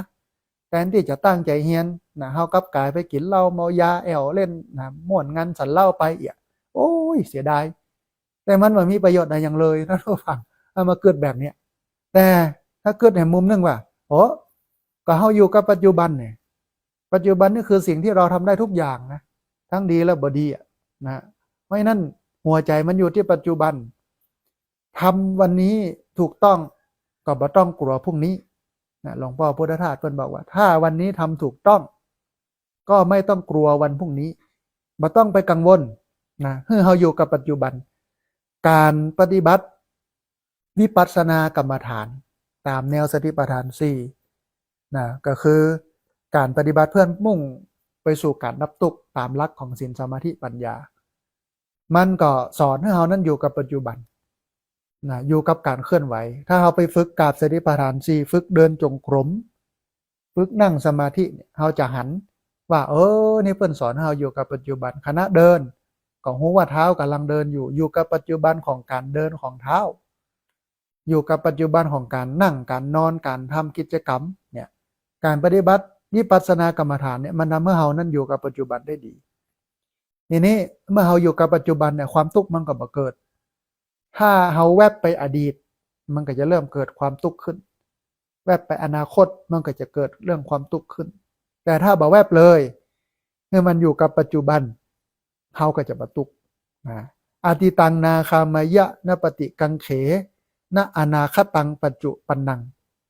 อดีตเป็นสิ่งที่ล่วงพ้นผ่านไปแล้วเราบ่สามารถที่จะกลับไปแก้ไขอะไรอย่างได้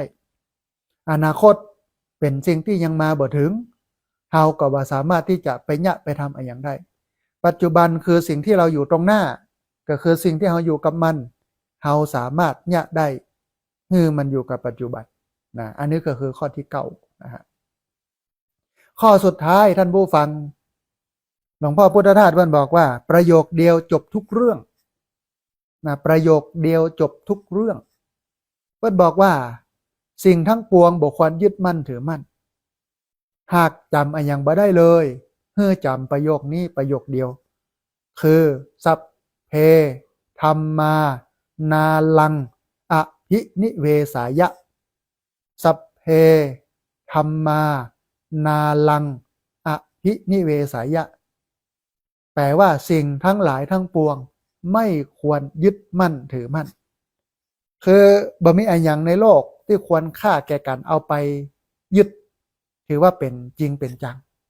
ถือว่าเป็นตัวเฮาว่าเป็นของเฮาถ้าทำได้ใจจะหลุดพ้นจากความทุกข์ทันทีนะ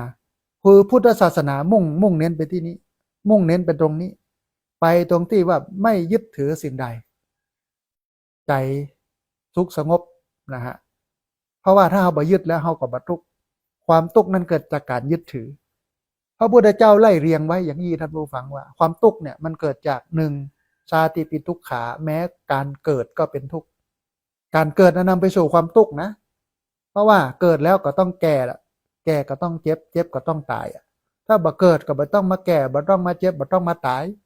เป้าหมายสูงสุดของพุทธศาสนามุ่งไปที่ความไม่เกิดนะมุ่งไปที่ความไม่เกิดอีกเพราะว่าเกิดเนี่ยมันนำไปสู่ความแก่ความเจ็บความตายเพราะฉะนั้นการเกิดทุกครั้งมันเป็นทุกข์ชาติปิทุกขาแม้ความเกิดก็เป็นทุกข์ชราปิทุกขาแม้ความแก่ก็เป็นทุกข์คนแก่เป็นทุกข์เพราะว่ามันบ่ได้ดังใจจะเตี้ยวจะเดินจะเคลื่อนไหวมันเหมือนสมัยหนุ่มๆโลกนะฮะมรณะปิทุกขาแม้ความตายก็เป็นทุกข์ นะคนอยู่ก็ตุกคนไปก็ตุกยิ่งณปัจจุบันนี้ซ้ำตุกนะฮะซ้ำอันมีข่าวเนาะสหกรณ์อะไรอย่างไงชาปนกิจศพสงเคราะห์อะไรอย่างสักอย่างเนี้ยนะฮะโกงกันหน้าดูปดเท่ามีเรื่องของการแจ้งความดำเนินคดีไปพอว่ามันเหลือต่อใดใครเอาไปต่อใดเนี่ยไอชาปนกิจสงเคราะห์เนี่ยนะฮะมันซ้ำให้การตายเป็นตุกถึงสองฝั่งนะการประสบกับสิ่งที่บ่เป็นที่ฮักที่พอใจก็เป็นทุกข์การพลัดพรากจากสิ่งที่เป็นที่ฮักที่พอใจก็เป็นทุกข์การปรารถนาสิ่งใดบ่ได้สิ่งนั้นก็เป็นทุกข์ทีนี้พระเจ้าก็ขมวดปมนะสรุปว่าสังคิเตนะปัญจุปาทานักขันธาทุกขาว่าโดยย่อแล้วการเข้าไปอุปทานยึดมั่นถือมั่นว่าเป็นตัวเฮาว่าเป็นของเฮาเนี่ยมันเป็นรากเหง้าของความทุกข์นะมันเป็นเนื้อแท้ตัวแท้ของความทุกข์เพราะฉะนั้นหลวงพ่อพุทธทาสเปิ้งก็เลยสอนว่าสัพเพนาลังสัพเพธัมมานาลังอภินิเวสายะสิ่งทั้งหลายทั้งปวงบ่ควรยึดมั่นถือมั่นนะเมื่อเฮายึดเฮากับทุกข์เมื่อเฮาปล่อยเฮากับบ่ทุกข์นะยึดถือทุกข์ปล่อยวางไม่ทุกข์ยึดถือทุกข์ปล่อยวางไม่ทุกข์นะท่านผู้ฟังจะเอาอันไหนระหว่างยึดถือว่าเป็นตัวเฮาว่าเป็นของเฮาคือพระพุทธเจ้าเปิ้นสอนว่าสิ่งทั้งหลายทั้งปวงบนโลกเนี่ยมันเป็นของสมมุติมันเป็นของชั่วคราวนะมันเป็นของที่อาจจะต้องเปลี่ยนมือแน่นอนนะถ้าเฮาตายไปทรัพย์สินสมบัติที่ดินที่ดอนบ้านจ้องห้องหอมันก็เปลี่ยนมือกับลูกกับหลานลูกหลานดันเต้านะถ้าอยู่ไปถ้าเอาไปขายก็เปลี่ยนมือไปเรื่อยๆนี่มันเป็นสมบัติพัดกันชมนะตัวเฮาก็เหมือนกันนะฮะเพราะฉะนั้นอย่าไปยึดมั่นถือมั่นว่าไอ้ยังว่ามันเป็นตัวเฮาว่ามันเป็นของเฮานำไปสู่การปล่อยวางนะปล่อยวางว่างเว้นจึงเป็นสุขมันก็เลยมีคำคมว่ายึดไว้ก็หนักกักไว้ก็ทุกข์ปล่อยวางว่างเว้นจึงเป็นสุขนะยึดไว้ก็หนักกักไว้ก็ทุกข์ปล่อยวางว่างเว้นจึงเป็นสุขนะเพราะฉะนั้นการปล่อยวางมันเป็นเรื่องสำคัญแต่การจะปล่อยวางได้ก็ต่อเมื่อเราจะต้องไปเห็นความเป็นจริงของโลกและชีวิตก็คือให้เกิดปัญญาหรือว่าให้เกิดวิชานะมีวิชาหรือมีปัญญาในการเห็นโลกตามความเป็นจริงคือเห็นว่าโลกนี้มันมีการเกิดขึ้นเป็นธรรมดามันตั้งอยู่เป็นธรรมดามันดับไปเป็นธรรมดากูอย่างเลยตึงเฮาตึงเขาตึงท้องฟ้านะตึงภูเขาตึงแม่น้ำตึงบ้านจ้องห้องหอผู้คนสรรพสิ่งทั้งหลายทั้งปวงบนโลกนี้ตกอยู่ในกฎนี้ทั้งหมดคือเกิดขึ้นตั้งอยู่ดับไปบ่มีอะไรยังเป็นตัวเป็นตินเป็นชิ้นเป็นอันที่จะยึดถือว่าเป็นตัวเฮาว่าเป็นของเฮาถ้าเฮาปล่อยได้อย่างนี้ถ้าเฮาวางได้อย่างนี้เฮาเข้าใจโลกอย่างนี้แล้วความทุกข์เฮาก็จะมีน้อยมากท่านผู้ฟังเฮาก็จะอยู่บนโลกนี้อย่างมีความสุขบนฐานของศีลสมาธิปัญญาเป็นโลกัตถจารีก็คือเป็นผู้ที่เกื้อกูลต่อโลกนะเป็นคนที่บ่เอาอะไรอย่างกับโลกหรือไม่เป็นคนที่ไม่เอาอะไรจากโลกไปแต่ถึงวันนี้มันแข่งแย่งชิงดีนะท่านผู้ฟังลาภยศสรรเสริญเงินทองลู่กันนะโกงกันวุ่นวายนะตัดขากันโน่นนี่นั่นมันก็เลยทำให้ประเทศชาติมันบ่ไปไหนสักเตื้อเหมือนปุดตีนปูนะหมุนอยู่ที่เก่านะฮะมันบ่มีความเจริญไปตั้งหน้าเพราะฉะนั้นนะต้องหู้จักโปร่งต้องหู้จักปล่อยต้องหู้จักวางนะยึดไว้ก่อนนักกักไว้ก็ตุกปล่อยวางว่างเว้นจึงเป็นสุขนะฮะท่านผู้ฟังขณะนี้ท่านผู้ฟังกำลังติดตามรับฟังรายการธรรมาภิวัตน์อันเป็นรายการวิทยุเพื่อการเผยแผ่พระพุทธศาสนาส่งเสริมการศึกษาและพัฒนาสังคมรายการนี้รับผิดชอบโดยอาตมาภาพระสาธิตธีระปัญโยประธานมูลนิธิธีระปัญโยตั้งอยู่ณที่พักสงฆ์สถาบันธรรมาภิวัตน์บ้านศพเตินตำบลศพปาดอำเภอแม่เมาะจังหวัดลำปาง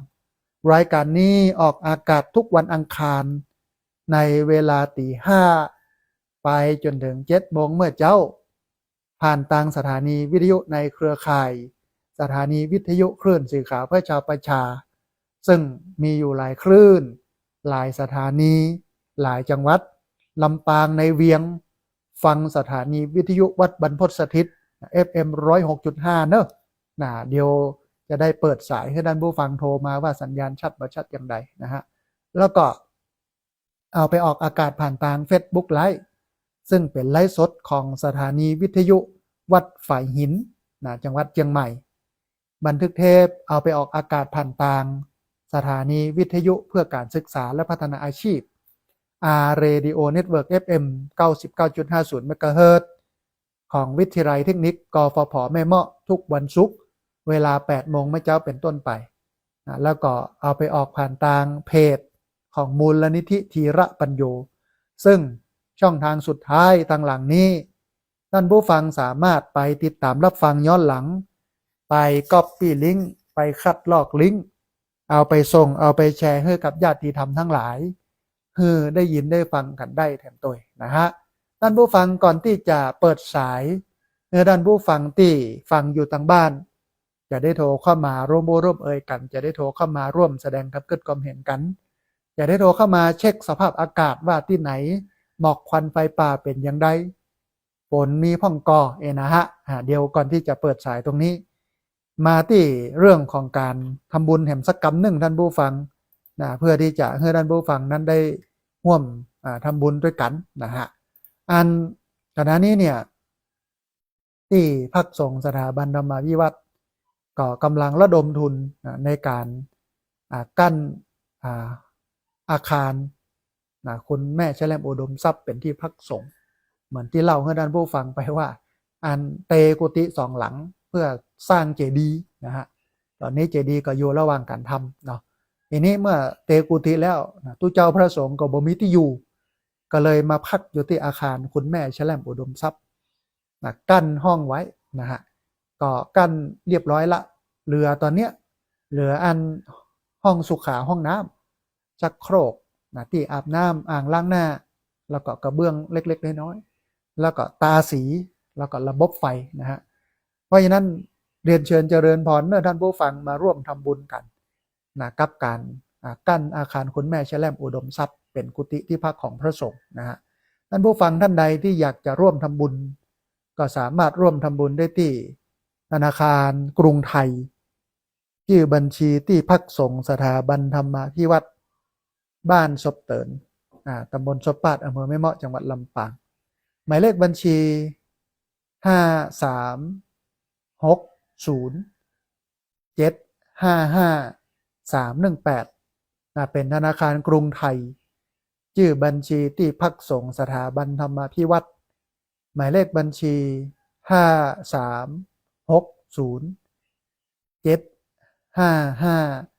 5360755318นะฮะท่านผู้ฟังสามารถมาร่วมทำบุญกันได้นะรายชื่อที่อ่านไปนะท่านใดที่รายชื่อตกหล่นไปโหนี่แม่บริจาคไปแล้วนะทำบุญไปแล้วบ่ได้มีชื่อมีเสียงเนี่ยนะบางครั้งบางทีมันลืมท่านผู้ฟังมันหลากหลายนะเพราะฉะนั้นท่านผู้ฟังสามารถโทรเข้ามาบอกได้ในช่วงท้ายรายการหรือว่าหลังจากที่จัดรายการไปเรียบร้อยแล้วนะฮะท่านผู้ฟังขณะนี้ได้เวลาเปิดสายท่านผู้ฟังที่ฟังอยู่ทางบ้านจะได้โทรเข้ามาร่วมเอ่ยกันจะได้โทรเข้ามาร่วมแสดงความคิดความเห็นกันแล้วนะเรียนเชิญเจริญพรนะท่านผู้ฟังเนอะที่เบอร์064 125 4122นะเบอร์064 125 4122เรียนเชิญเจริญพรได้โทรเข้ามาร่วมเอ่ยกันได้โทรเข้ามาร่วมแสดงความคิดความเห็นกันพอดีมีสายเข้ามาสายหนึ่งเดี๋ยวฮับสายนี้ก่อนเปิ้นจะว่าอย่าได้พ้องเจริญพรเจ้าว่าเจ้าโอ้สาธุไม่น้อยกัดนัดเนาะเจ้าสาธุลูกหลักเขาทำนะเจ้าน้อยเจ้าสาธุเอาเลยเนอะแม่เนอะเจริญพรเจ้าหน้าที่ตายเลยเจ้าเขาทำย้ายก็ว่าไปตามกาลการเวลานะเจ้าสุ่มไข่มดสุ่มนะเจ้าเจริญพรเขาทำน้ำตามดแดงนะเจ้าน้ำตาอยากตกโอกมดแดงมาชิมาแดงเอาลูกไปขาช่วยของก็ได้ต่อหน้าต่อตาเอาลูกของขาไปกินปุตเตว่าหักษาสินมนุษย์เดินดินกินพักก็ได้เมทั้งหลาย ได้เอาใบไม้มาบังลูกไว้กันเด็ดกันลมเบ้อเห็ดตองได้อยู่คงกันฝนกันลมยังมาลูได้ลูกแม่เอ้ยแม่ขอห้องให้เลยหรือบ่ได้ลูกเอ้ยวนขอไม่หูเฮาบอกเคยไปหยงรักเลยของมนุษย์เจ้าหากินตามป่าบนดอยภูเขามาลูกเคนเอายังมาทำใจจักสูงบนยอดลำไยบนสัมตอนปลายเก็บง่ายเลยเจ้าอาหารมนุษย์เอามากับเขามีเป็นร้อยเจ้าบ่เอามากินไข่มดส่งลำแต่ไปลิ้นแล้วก็ความลำกินผักกินไม้กันเป็นประจำบางอย่างก็ลำกว่าไข่มดส่งไปซื้อลำไว้ในที่คุ้มลำกว่าหมดส่งเดินอายข้าวหมดส่งข้าวของหมดตายเปิดสูตรทั้งหลายเดินนายเจ้าค่ะสาธุเจ้า สาธุอนุโมทนาบุญเจริญพรนะโยมแม่น้อยกัดนัดนะเอาเรื่องของอันเข้าห้ำกำซอนะโดยเฉพาะน้ำตาหมดส้ม เอามามานะให้ท่านผู้ฟังนะทั้งหลายได้ฟังกันพอดีมีสายก็มาสายหนึ่งเดียวฮับสายนี้ก่อนเน้อเพิ่นจะว่าอย่างใดพ้องนะฮะเจริญพร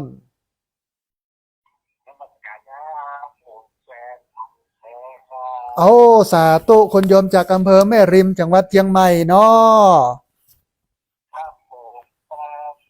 โอ้ม่วนดีครับก็นั่งออกรายการแล้วม่วนขนาดเลยครับเอาสาธุสัญญาณเป็นได้พ่องป้อชัดเจนดีกอโอ้ชัดเจนเลยครับครับวัดไฟครับน้าและดีวัดไฟครับ โอ้สาธุอนุโมทนาบุญที่คนโยมติดตามรับฟังกันตลอดบัลละบ่ลืมกันเนอ้อโอ้ผมก็ว่าบริษครับช่างครับเนาะสาธุเป็นม่วนดีครับโอ้เลยครับสาธุได้กำลังใจจากคนโยมจัดหนักอนุโมทนาบุญเนอ้อผมรู้ไหมถึงใส่ท่านไหมครับ ได้กำลังใจจัดหนักคุณโยมอนุโมทนาสมัสการครับ สาธุเจริญพรคุณโยมจากอำเภอแม่ริมจังหวัดเชียงใหม่โทรเข้ามาให้กำลังใจกันต้องอนุโมทนาบุญเนอะพี่น้องด้านผู้ฟังที่ติดตามรับฟังกันเนอะบอกว่าจะเป็นเชียงใหม่ละปูนลำปางแป้น่านพะเยาเชียงไฮ้แม่ฮ่องสอนหรือฟังทั่วโลกทั่วประเทศทางFacebook นะฮะโทรเข้ามาเนอะที่เบอร์0641254122เบอร์0641254122พอดีมีสายก็มาสายหนึ่งเดี๋ยวฮับสายนี้ก่อนปัญญาว่าอย่าได้พ้องเจริญพรสาธุโยมแม่โทรมาจากทางใดอ๋อแม่น้อมต้าจางเนาะแม่เนาะสัญญาณเป็นได้พ้องแม่วันนี้ชัดเจนดีกอโอ้สาธุอนุโมทนาบุญกับโยมแม่ที่ติดตามรับฟังบ่ละบ่ลืมกันเนอะสาธุเจริญพรนะแม่น้อมนะต้าจางนะโทรเข้ามาเฮ้อกำลังใจกันเรียนเชิญเจริญพรเนอะท่านผู้ฟังเนอะที่เบอร์0641254122เบอร์0641254122พอดีมีสายเข้ามาสายหนึ่งเดี๋ยวฮับสายนี้ก่อนเพิ่นจะว่าจะได้พ้องเจริญพรค่อยแต่เจ้าท่านพระอาจารย์แม่สุเทียบันศิลพรสิทธิ์บ้านห้องหลับปุนเนอฟังเสมอเข้ารายการนะได้เจ้าวันนี้มี2เรื่องเนาะเรื่องไฟป่าเรื่องอันนี้เจ้าสัญญาณชัดเจนดีเนาะแม่เนาะชัดเจนดีขึ้น98.75ว่าห้วยสองซากนะเจ้าโอ้สาธุมารูนี่มาได้ฟังจบจากกรรมมาไปทำบุญจากบาทหน้าบ้านนี่เจ้าอ๋อสาธุแต่พอได้ฟังอนุโมทนาบุญกับโยมแม่ที่ติดตามรับฟังบ่ละบ่ลืมกันเนอะเจ้าเป็นกำลังใจให้ด้วยเจ้าสาธุเจริญพรเพิ่นฟังขันนอกด้วยเจ้าท่านโอ้อนุโมทนาบุญกับแม่เนอะเจริญพรสาธุนะอันพี่น้องบ้านสีเตี้ยนะบ้านศรีละพรแถวนั้นบ้านโฮงละปูนเนาะนะฟังกันนักกันหลายเจริญพรพี่น้องทั้งปุ้นเด้อ นะฮะต้องอนุโมทนาบุญนะมีแม่โยมแม่เปิ้นโทรเข้ามาเป็นตัวแทนท่านผู้ฟังเวลาพอลี่จัดเรือแหมจัดนักยุนเนอร์ปุณณะแหม30 นาทีเรียนเชิญเจริญพรท่านผู้ฟังที่เบอร์064 125 4122เบอร์064 125 4122พอดีมีสายก็มาสายหนึ่งเดี๋ยวรับสายนี้ก่อนเพื่อนอย่าว่าอย่าใดพ้องเจริญพร ไอ้สาเจ้าร้าน เอาสาธุมาแล้วแม่จันเรือนใสเวียงตะการสันปะตองเชียงใหม่เป็นได้พ่องแม่สัญญาณวันนี้ ชัดเจนดีเจ้า โอ้ชัดเจนชัดแจ๋วเหมาะดีจันตังเชียงใหม่เป็นได้พ่องหมอกควันไฟป่าโยมแม่ มีน้อยนอนแล้วนะ ปอที่จะมีน้อยๆแต่ว่าบ่มีนักแบบส่งผลกระทบนักเนาะแม่เนาะ เจ้ายังบ่นักนะบ่นักเตื้อ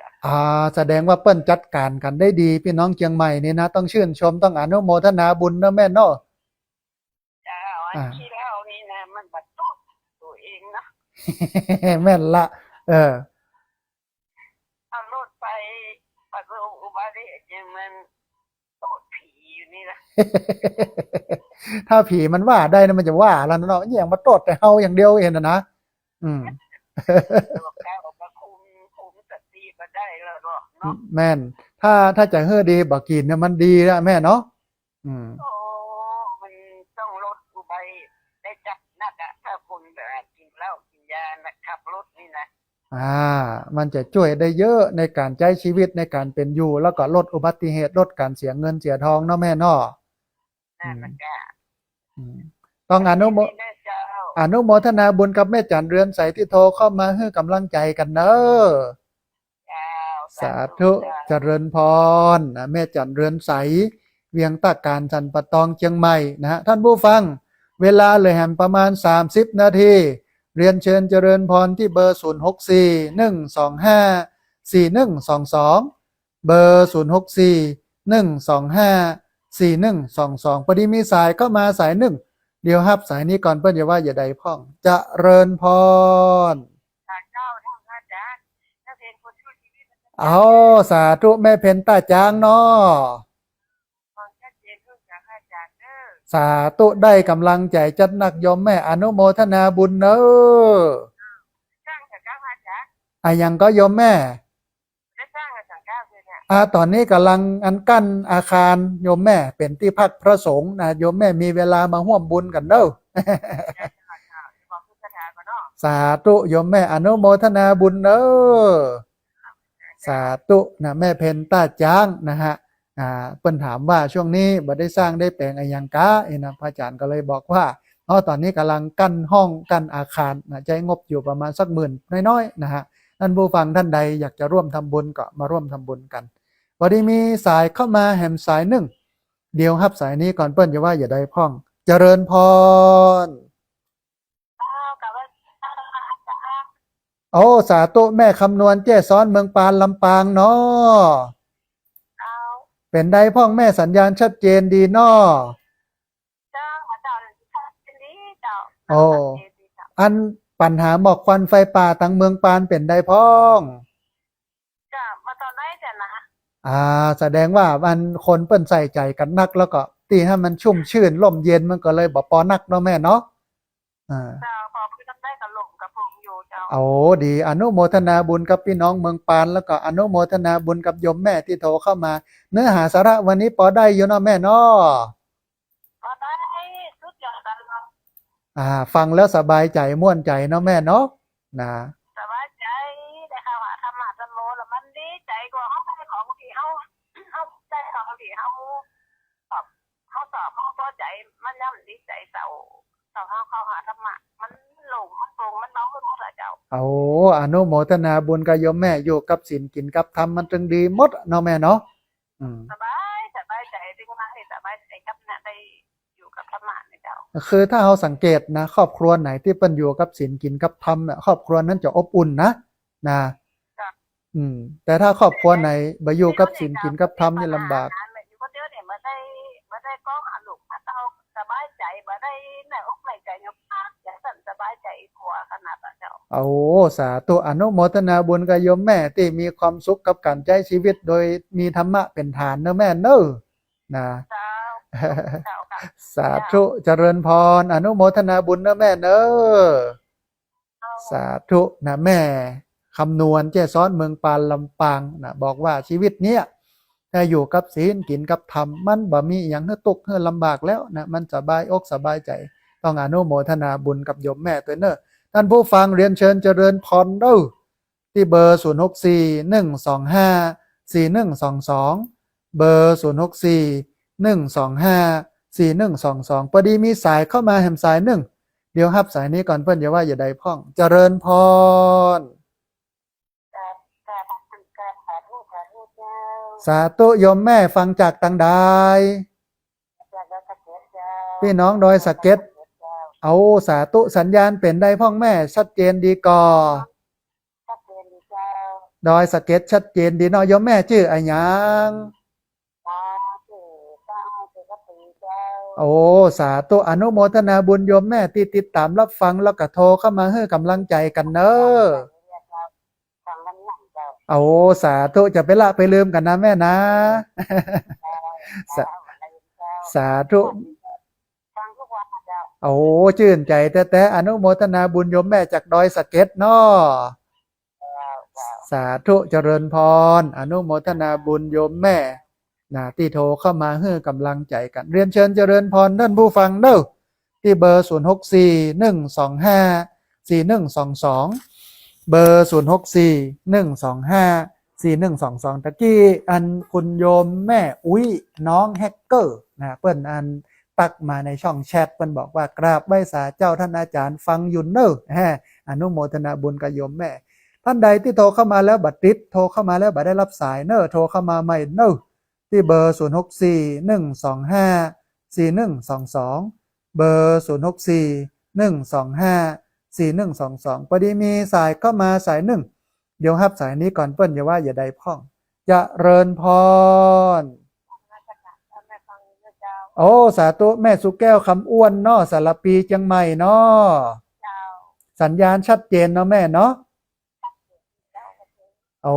สาธุอนุโมทนาบุญโยมแม่ที่ติดตามรับฟังบ่ละบ่ลืมกันเนอะ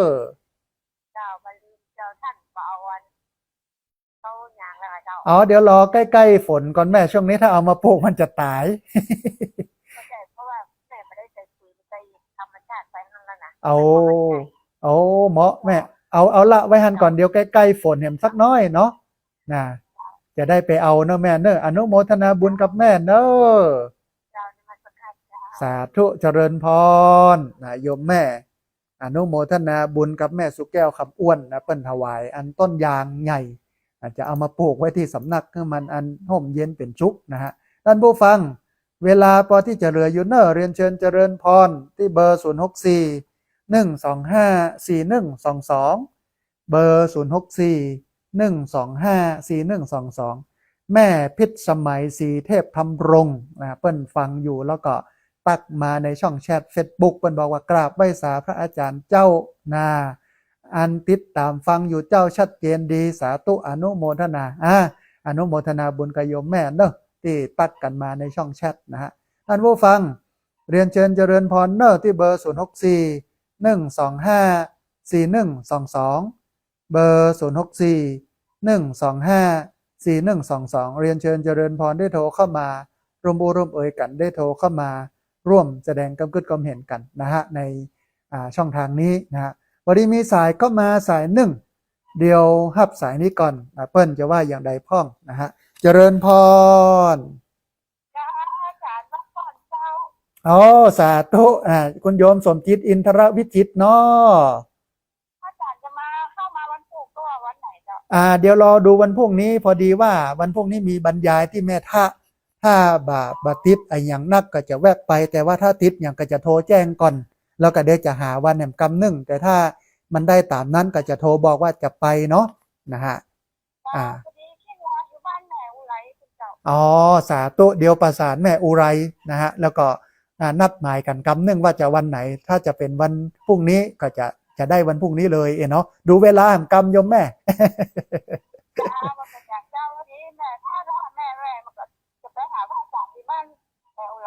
อ๋อได้แม่ได้เดี๋ยวจะได้จะประสานเนอะแม่เนอะนะ เจ้าสาธุเจ้า สาธุเจริญพ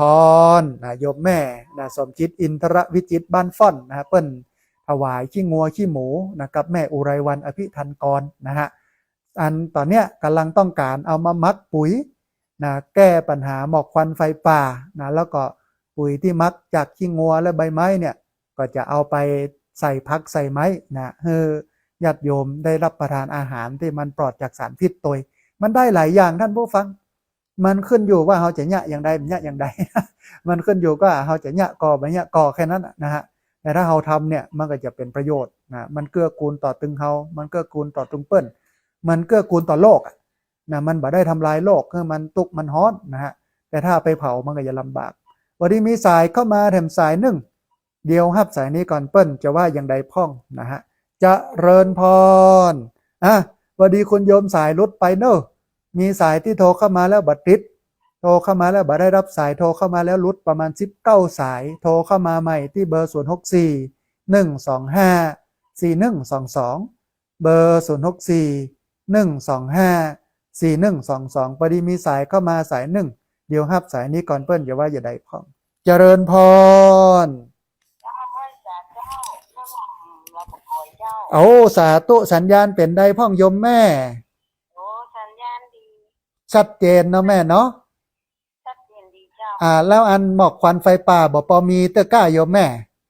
อ๋อทางนี้บอกพอมีมันมีตังลีพุ่นอ๋อตาตั้งหั่นบ่มีเนาะโอ้ดีฮอนะอากาศสบายนะสัญญาณโอเคอันอย่างต่างๆฟังแล้วปอม่วนใจเนาะแม่เนาะเจ้าฟังแล้วเพลินอนุโมทนาบุญกับโยมแม่ที่โทรเข้ามาให้กำลังใจกันเนาะเจ้าสาธุแม่อนุโมทนานะโยมแม่โทรเข้ามาให้กำลังใจกันนะฮะต้องอนุโมทนาบุญโดยเรียนเชิญเจริญพรท่านผู้ฟังที่เบอร์064 125 4122เบอร์064 125 4122พอดีมีสายเข้ามาสายหนึ่งเดี๋ยวฮับสายนี้ก่อนเปิ้นอย่าว่าอย่าใดพ่องเจริญพรสาธุโยมแม่สัญญาณเป็นใดพ้องฟังแล้วสบายใจเนาะอันโยมแม่ชื่ออะหยังโยมแม่ชื่ออะหยังแม่ฟองจันทร์ดอยน้อยเจ้าโอ้สาธุดอยน้อยดอยหล่อเนาะแม่เนาะแม่ฟองจันทร์อนุโมทนาบุญที่ติดตามรับฟังแล้วก็โทรเข้ามาให้กำลังใจกันเนอะแม่เนอะสาธุเจริญพรนะแม่ฟองจันทร์ฟังแล้วชื่นใจจากดอยหล่อดอยน้อยโทรเข้ามาให้กำลังใจกันนะฮะเวลาเหลือประมาณ18นาทีท่านผู้ฟังได้หลายสายเนอะเรียนเชิญเจริญพรโทรเข้ามานะร่วมอู้ร่วมเอ่ยกันโทรเข้ามาร่วมแสดงกับกึศความเห็นกันที่เบอร์064 125 4122เบอร์064 125 4122พอดีมีสายเข้ามาสายหนึ่งเดี๋ยวฮับสายนี้ก่อนเปิ้นอย่าว่าอย่าใดพ่องเจริญพรสาธุโยมแม่แนะนำตัวน้อยสัญญาณเป็นได้พ่องโยมแม่ปอจำได้โยมแม่ปอจำได้ละ สัญญาณเป็นได้พ่องแม่ชัดเจนดีก่อฟังปอม่วนอยู่นอแม่นอโอ้ฟังแล้วสบายใจอนุโมทนาบุญกับโยมแม่ที่ติดตามรับฟังบ่ละบ่ลืมกันเนอะสาธุอนุโมทนาบุญโยมแม่นะที่โทรเข้ามาให้กำลังใจกันท่านผู้ฟังท่านใดจะโทรเข้ามาตอนนี้เวลาเหลือ17นาทีโอ้ได้หลายสายเนอะเป็น20สายปะนะฮะท่านผู้ฟังท่านใดอยากจะโทรฟังก็เตื้อฟังประจำแต่บ่เคยโทรสักเตื้ออีนะโทรเข้ามาเตอะนะมันเป็นการให้กำลังใจกันเนอะ โทรเข้ามาได้ที่เบอร์064 125 4122เบอร์064 125 4122นะฮะพอดีมีสายเข้ามาสายหนึ่งเดี๋ยวฮับสายนี้ก่อนเปิ้นอย่าว่าอย่าใดพ่องเจริญพรสาธุโยมแม่สัญญาณเป็นใดพ้องชัดเจนดีเนาะ ลำแม่เมาะตอนนี้บาตกเตื้อแต่ว่าครึ้มอาจจะมีมาพ่องโยมแม่ แม่จะไปทำบุญวันเกิดแม่ก็เลยโทรมาหาลูกก่อน เอาสาธุอนุโมทนาบุญที่ติดตามรับฟังแล้วก็โทรเข้ามาให้กำลังใจกันเน้อแม่เน้อนะ ขอให้กำลังใจเนอะ สาธุอะ ได้ฟังแล้วสบายอกสบายใจเจ้าอิ่มอกอิ่มใจจัดนักเลย ม่วนใจดีเนาะ เอาความรู้มาเผยแผ่เนาะ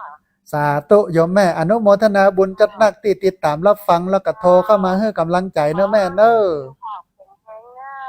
สาธุโยมแม่เจริญพรนะ เจ้าครับ สาธุนะโยมแม่จากอันบ้านเอื้อมนะฮะโทรเข้ามาให้กำลังใจกันบอกว่าติดตามรับฟังประจำนะฮะฟังแล้วก็ม่วนอกม่วนใจดีนะได้ประโยชน์ดีต้องอนุโมทนาบุญนะพอดีมีสายเข้ามาแถมสายหนึ่งนะเดี๋ยวฮับสายนี้ก่อนเปิ้นจะว่าอย่าใดพ่องเจะเริญพรคุณโยมสัญญาณเป็นใดพ้อง จากบ้านนาจาร เอาสาธุพี่น้องเมืองลีเนาะ เจ้าไว้จ้า อนุโมทนาบุญนะแม่เนอะ เจ้า สาธุนะบ้านนากลางเมืองลีสัญญาณชัดเจนดีโทรเข้ามาให้กำลังใจกันนะต้องอนุโมทนาบุญกับคุณโยมเนอะนะโยมแม่บ้านนากลางนะฮะท่านผู้ฟังเวลาพอที่จะเหลืออยู่เนอะเรียนเชิญเจริญพรที่เบอร์064 125 4122เบอร์064 125 4122พอดีมีสายเข้ามาสายหนึ่งเดี๋ยวฮับสายนี้ก่อนเปิ้นอย่าว่าอย่าใดพ่องเจริญพร การนะเจ้าแม่ว่าใครอะเจ้า สาธุแม่บัวไขสัญญาณเป็นใดพ้อง เจ้า ชัดเจนดีฟังแล้วปอม่วนอกม่วนใจเนาะแม่เนาะ มั่นใจเจ้า สาธุอนุโมทนาบุญกับแม่บัวไขที่ติดตามรับฟังแล้วก็โทรเข้ามาให้กำลังใจกันเนอะ ฝันฟังเราลัดเจ้า วันนี้ได้กำลังใจจัดหนักโยมแม่โทรเข้ามาให้กำลังใจเจริญพรเนอะแม่เนอะสาธุแม่อนุโมทนานะสาธุสาธุนะแม่บัวไขสาธุโทรเข้ามาให้กำลังใจกันต้องอนุโมทนาบุญกับแม่บัวไขจัดหนักนะฮะที่ใส่ใจนะโทรเข้ามาให้กำลังใจกัน เรียนเชิญเจริญพรนะท่านผู้ฟังเนอะที่เบอร์064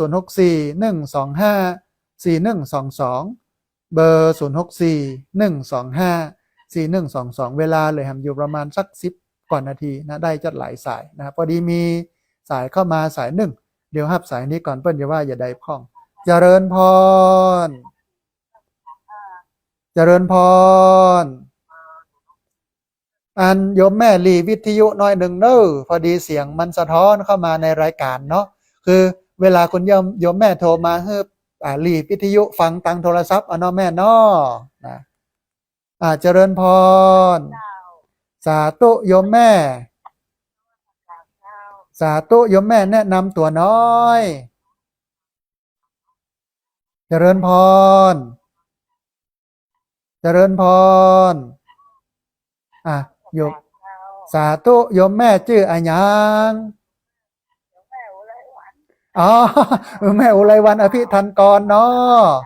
สาธุเดียวอันดูเวลาแห่งกรรมเนอะแม่เนอะถ้าวันนี้ตันจะแวะไปเนอะแต่ถ้าบัดตันได้จะโทรบอกเนอะแม่เนอะนะ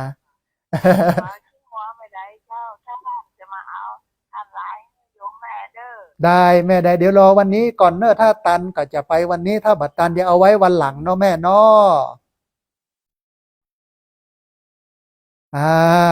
อนุโมทนาบุญกับแม่อุไรวันได้แม่ได้ถ้าจะได้เดียวตอนแม่แรงจะโทร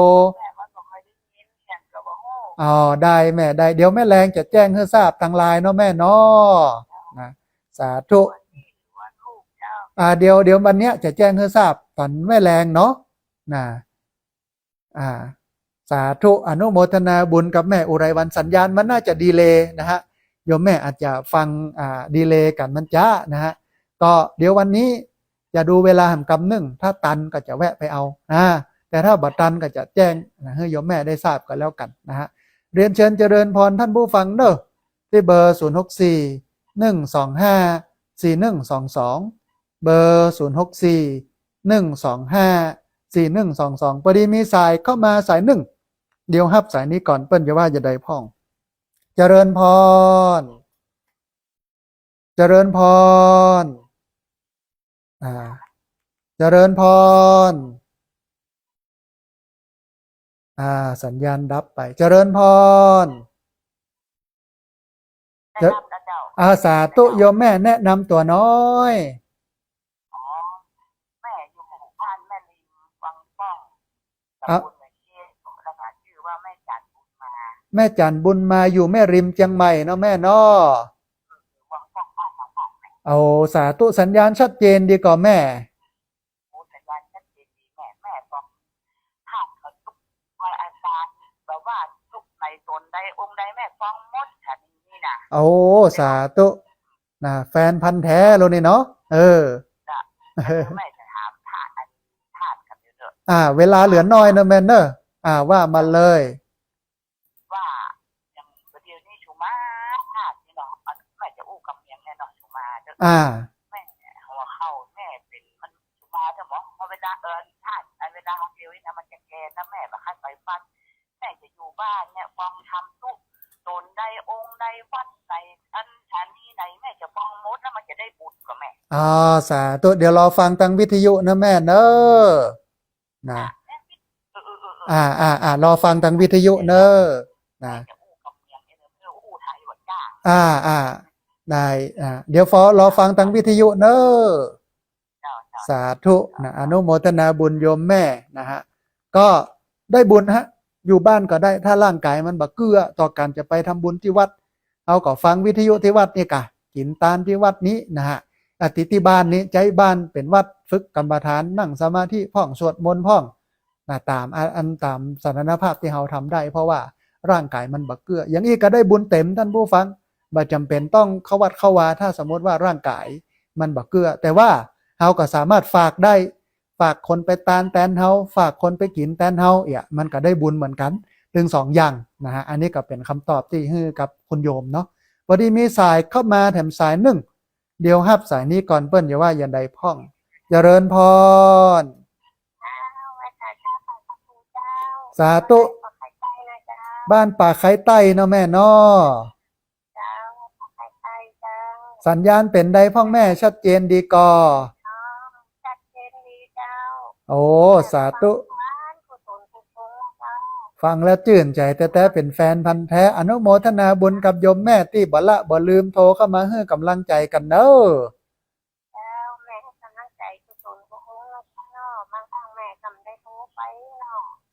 แต่ฟังตลอดเนาะแม่เนาะเอาสาธุยังได้ก็ติดตามรับฟังกันไปเนอะแม่เนอะสาธุเจริญพรโยมแม่โทรเข้ามาบอกว่าฟังประจำบอกค่อยได้ล่ำโทรเข้ามาแล้วก็ชื่นอกชื่นใจเมื่อได้ฟังแต่นะฮะท่านผู้ฟังเวลาเลยแฮมยูนเนอร์สักประมาณ8นาที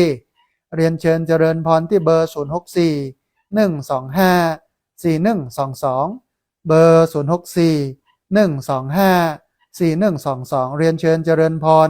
ได้โทรเข้ามาร่วมบุร่วมเอ่ยกันได้โทรเข้ามาร่วมแสดงกำกึดกำเห็นกันพอดีมีสายเข้ามาสายหนึ่งเดี๋ยวฮับสายนี้ก่อนเปิ้นอย่าว่าอย่างใดพ่องเจริญพรครับเป็นวัตการประจานสาธิตที่เราโยครับ เอาสาธุป้าสุชีพพุ่มประเสริฐนักเรียนโรงเรียนผู้สูงอายุเนาะสัญญาณเป็นใดพ่องโยมป้อไม่ค่อยดีครับตอนนี้ขึ้นไม่ค่อยดีนะครับแม่เมาะนังคืนบอกค่อยดีเนาะป้อเนาะเดี๋ยวจะได้แจ้งให้กับบรรดาเจ้าหน้าที่เปิ้นปรับแต่ว่าเดี๋ยวมีภารกิจเดี๋ยวพระอาจารย์จะโทรประสานโยมป้อหลังจากจัดรายการเสร็จแล้วเนอะสาธุอนุโมทนาบุญนักเรียนโรงเรียนผู้สูงอายุตำบลศพปาดป้อสุชีพพุ่มประเสริฐนะฮะพอดีว่าในช่วงเดือนมีนาคมปลายมีนาจะพานักเรียนผู้สูงอายุไปดูงานที่จังหวัดพะเยาตอนนี้เนี่ยทางอบตเปิ้นก็ประสานมาว่าต้องขอใบสำเนาบัตรประจำตัวประชาชนกับสำเนาทะเบียนบ้านนะฮะท่านนักเรียนโรงเรียนผู้สูงอายุท่านใดที่ฟังอยู่เนอะโทรประสานกันเนอะ เพื่อเตรียมสำเนาบัตรประจำตัวประชาชนสำเนาทะเบียนบ้านไว้นะฮะเพราะว่าอบตเปิ้นจะใช้ในการไปแอลดูงานนะฮะที่ไปศึกษาดูงานโรงเรียนผู้สูงอายุที่จังหวัดพะเยาเนาะวันนี้มีสายเข้ามาสายหนึ่งนะเดียวฮับสายนี้ก่อนนะเปิ้นจะว่าอย่างใดพ้องนะฮะเจริญพร พระอาจารย์เจ้าฟังอยู่นะเจ้า สาธุโยมแม่ชื่ออะหยัง อ๋อชื่อแม่แก้วเจ้าบ้านมายุงทองเจ้า อยู่อำเภออย่างโยมแม่ มีอันนครเรือไปเจ้านครเรือฮอดไปเจ้า โอ้สาธุเมืองฮอดสัญญาณชัดเจนดีเนาะ ชัดเจนเจ้าพระอาจารย์ โอ้อนุโมทนาบุญกับโยมแม่ที่ติดตามรับฟังแล้วก็โทรเข้ามาให้กำลังใจกันเนอะ เจ้าฟังทุกเจ้าเจ้า สาธุโยมแม่อนุโมทนาบุญนะ นมัสการพระคุณเจ้าเจ้า สาธุนะโยมแม่ฟังนะบ้านนาคอลือปดโตนะเจ้าอันแม่จำเนาะนะฮะนะประมาณเนี้ยนะแต่ว่าสัญญาณชัดเจนดีต้องอนุโมทนาบุญกับแม่จัดนักที่ติดตามรับฟังแล้วก็โทรเข้ามาให้กำลังใจกัน เวลาเลยแฮมประมาณสัก7 นาทีท่านผู้ฟัง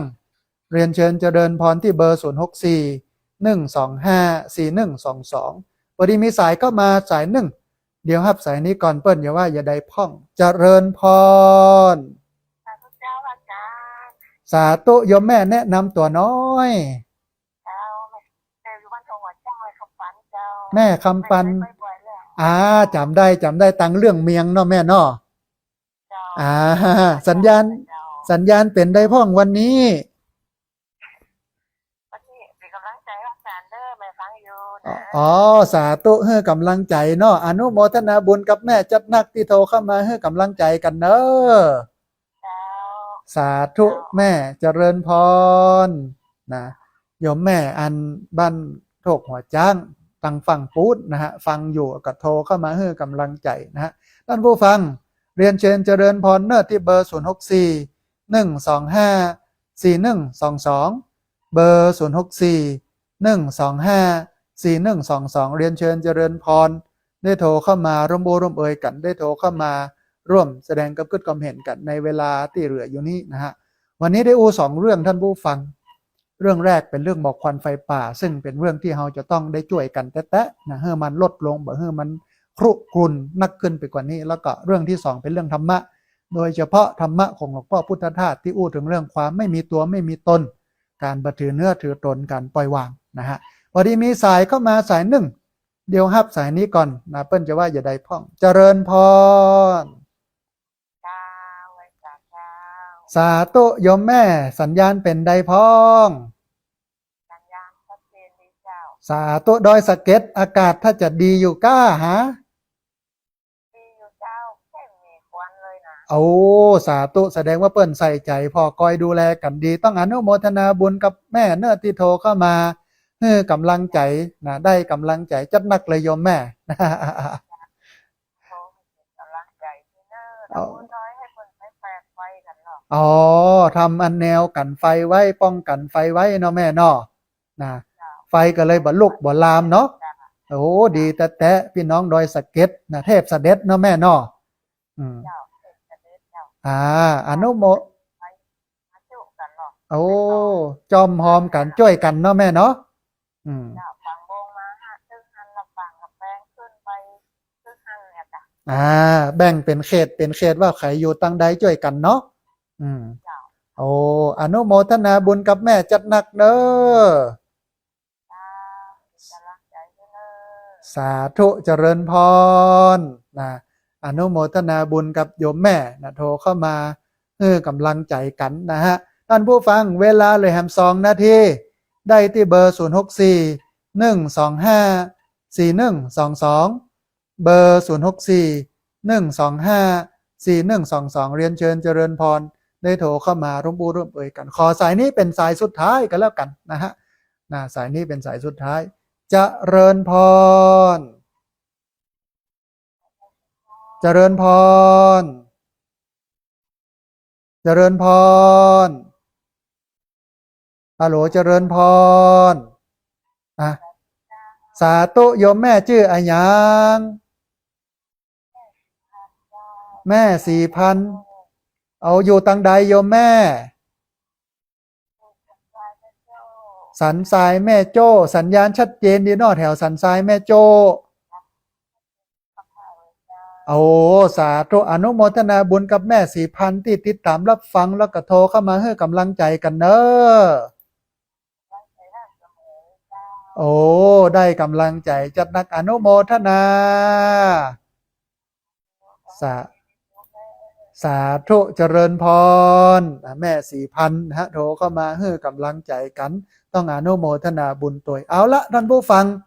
งดรับสายไว้แต่เพียงเท่านี้นะฮะเพราะว่าเวลาใกล้จะหมดลงแล้วนะฮะเวลาใกล้จะหมดลงแล้วก่อนที่จะเอารายการนี้ จากลาท่านผู้ฟังทั้งหลายไปจะไปลืมนะท่านผู้ฟังตอนนี้กำลังระดมทุนเหลืออยู่ที่ประมาณ 11,755 บาทนะท่านใดอยากจะร่วมทำบุญกั้นอาคารคุณแม่แชล่มอุดมทรัพย์เป็นกุฏิที่พักสงฆ์ก็เจริญพรได้ที่ธนาคารกรุงไทยชื่อบัญชีที่พักสงฆ์สถาบันธรรมาภิวัตรหมายเลขบัญชี 5360755318นะเป็นธนาคารกรุงไทยชื่อบัญชีที่พักสงฆ์สถาบันธรรมาภิวัตรหมายเลขบัญชี 5360755318ท่านใดฟังแล้วนะมันม่วนอกม่วนใจบ่แล้วใจเตื้อนะสามารถไปเข้าไปพิมพ์นะว่ามูลนิธิธีระปัญโยแล้วเข้าไปกดไลค์แล้วก็ไปฟังในเพจมูลนิธิธีระปัญโยย้อนหลังเนอะจะได้ฟังกันเต็มที่วันนี้เวลาของรายการธรรมาภิวัตรได้หมดลงแล้วอาตมาภาพพระสาธิตธีระปัญโยผู้ดำเนินรายการธรรมาภิวัตรอันเป็นรายการวิทยุเพื่อการเผยแผ่พระพุทธศาสนาส่งเสริมการศึกษาและพัฒนาสังคมต้องเอารายการนี้จากลาท่านผู้ฟังทั้งหลายไปก่อนเราจะพบกันใหม่ทุกวันอังคารตี5 ถึง 7 โมงไม่เจ้าทุกวันเสาร์วันอาทิตย์8 โมงถึง 9 โมงวันนี้สัพพะพุทธานุภาเวนะด้วยเดชเดชะอนุภาพของพระพุทธเจ้าสัพพะธรรมานุภาเวนะด้วยเดชเดชะอนุภาพของพระธรรมเจ้าสัพพะสังฆานุภาเวนะด้วยเดชเดชะอนุภาพของพระสังฆเจ้าศรัทธาสุทธีพระวันตุเตขอความสุขความเจริญในธรรมจงบังเกิดมีแด่บรรดาศรัทธาสาธุชนทุกคนทุกท่านตลอดการเป็นนิจเทินจะเริญพร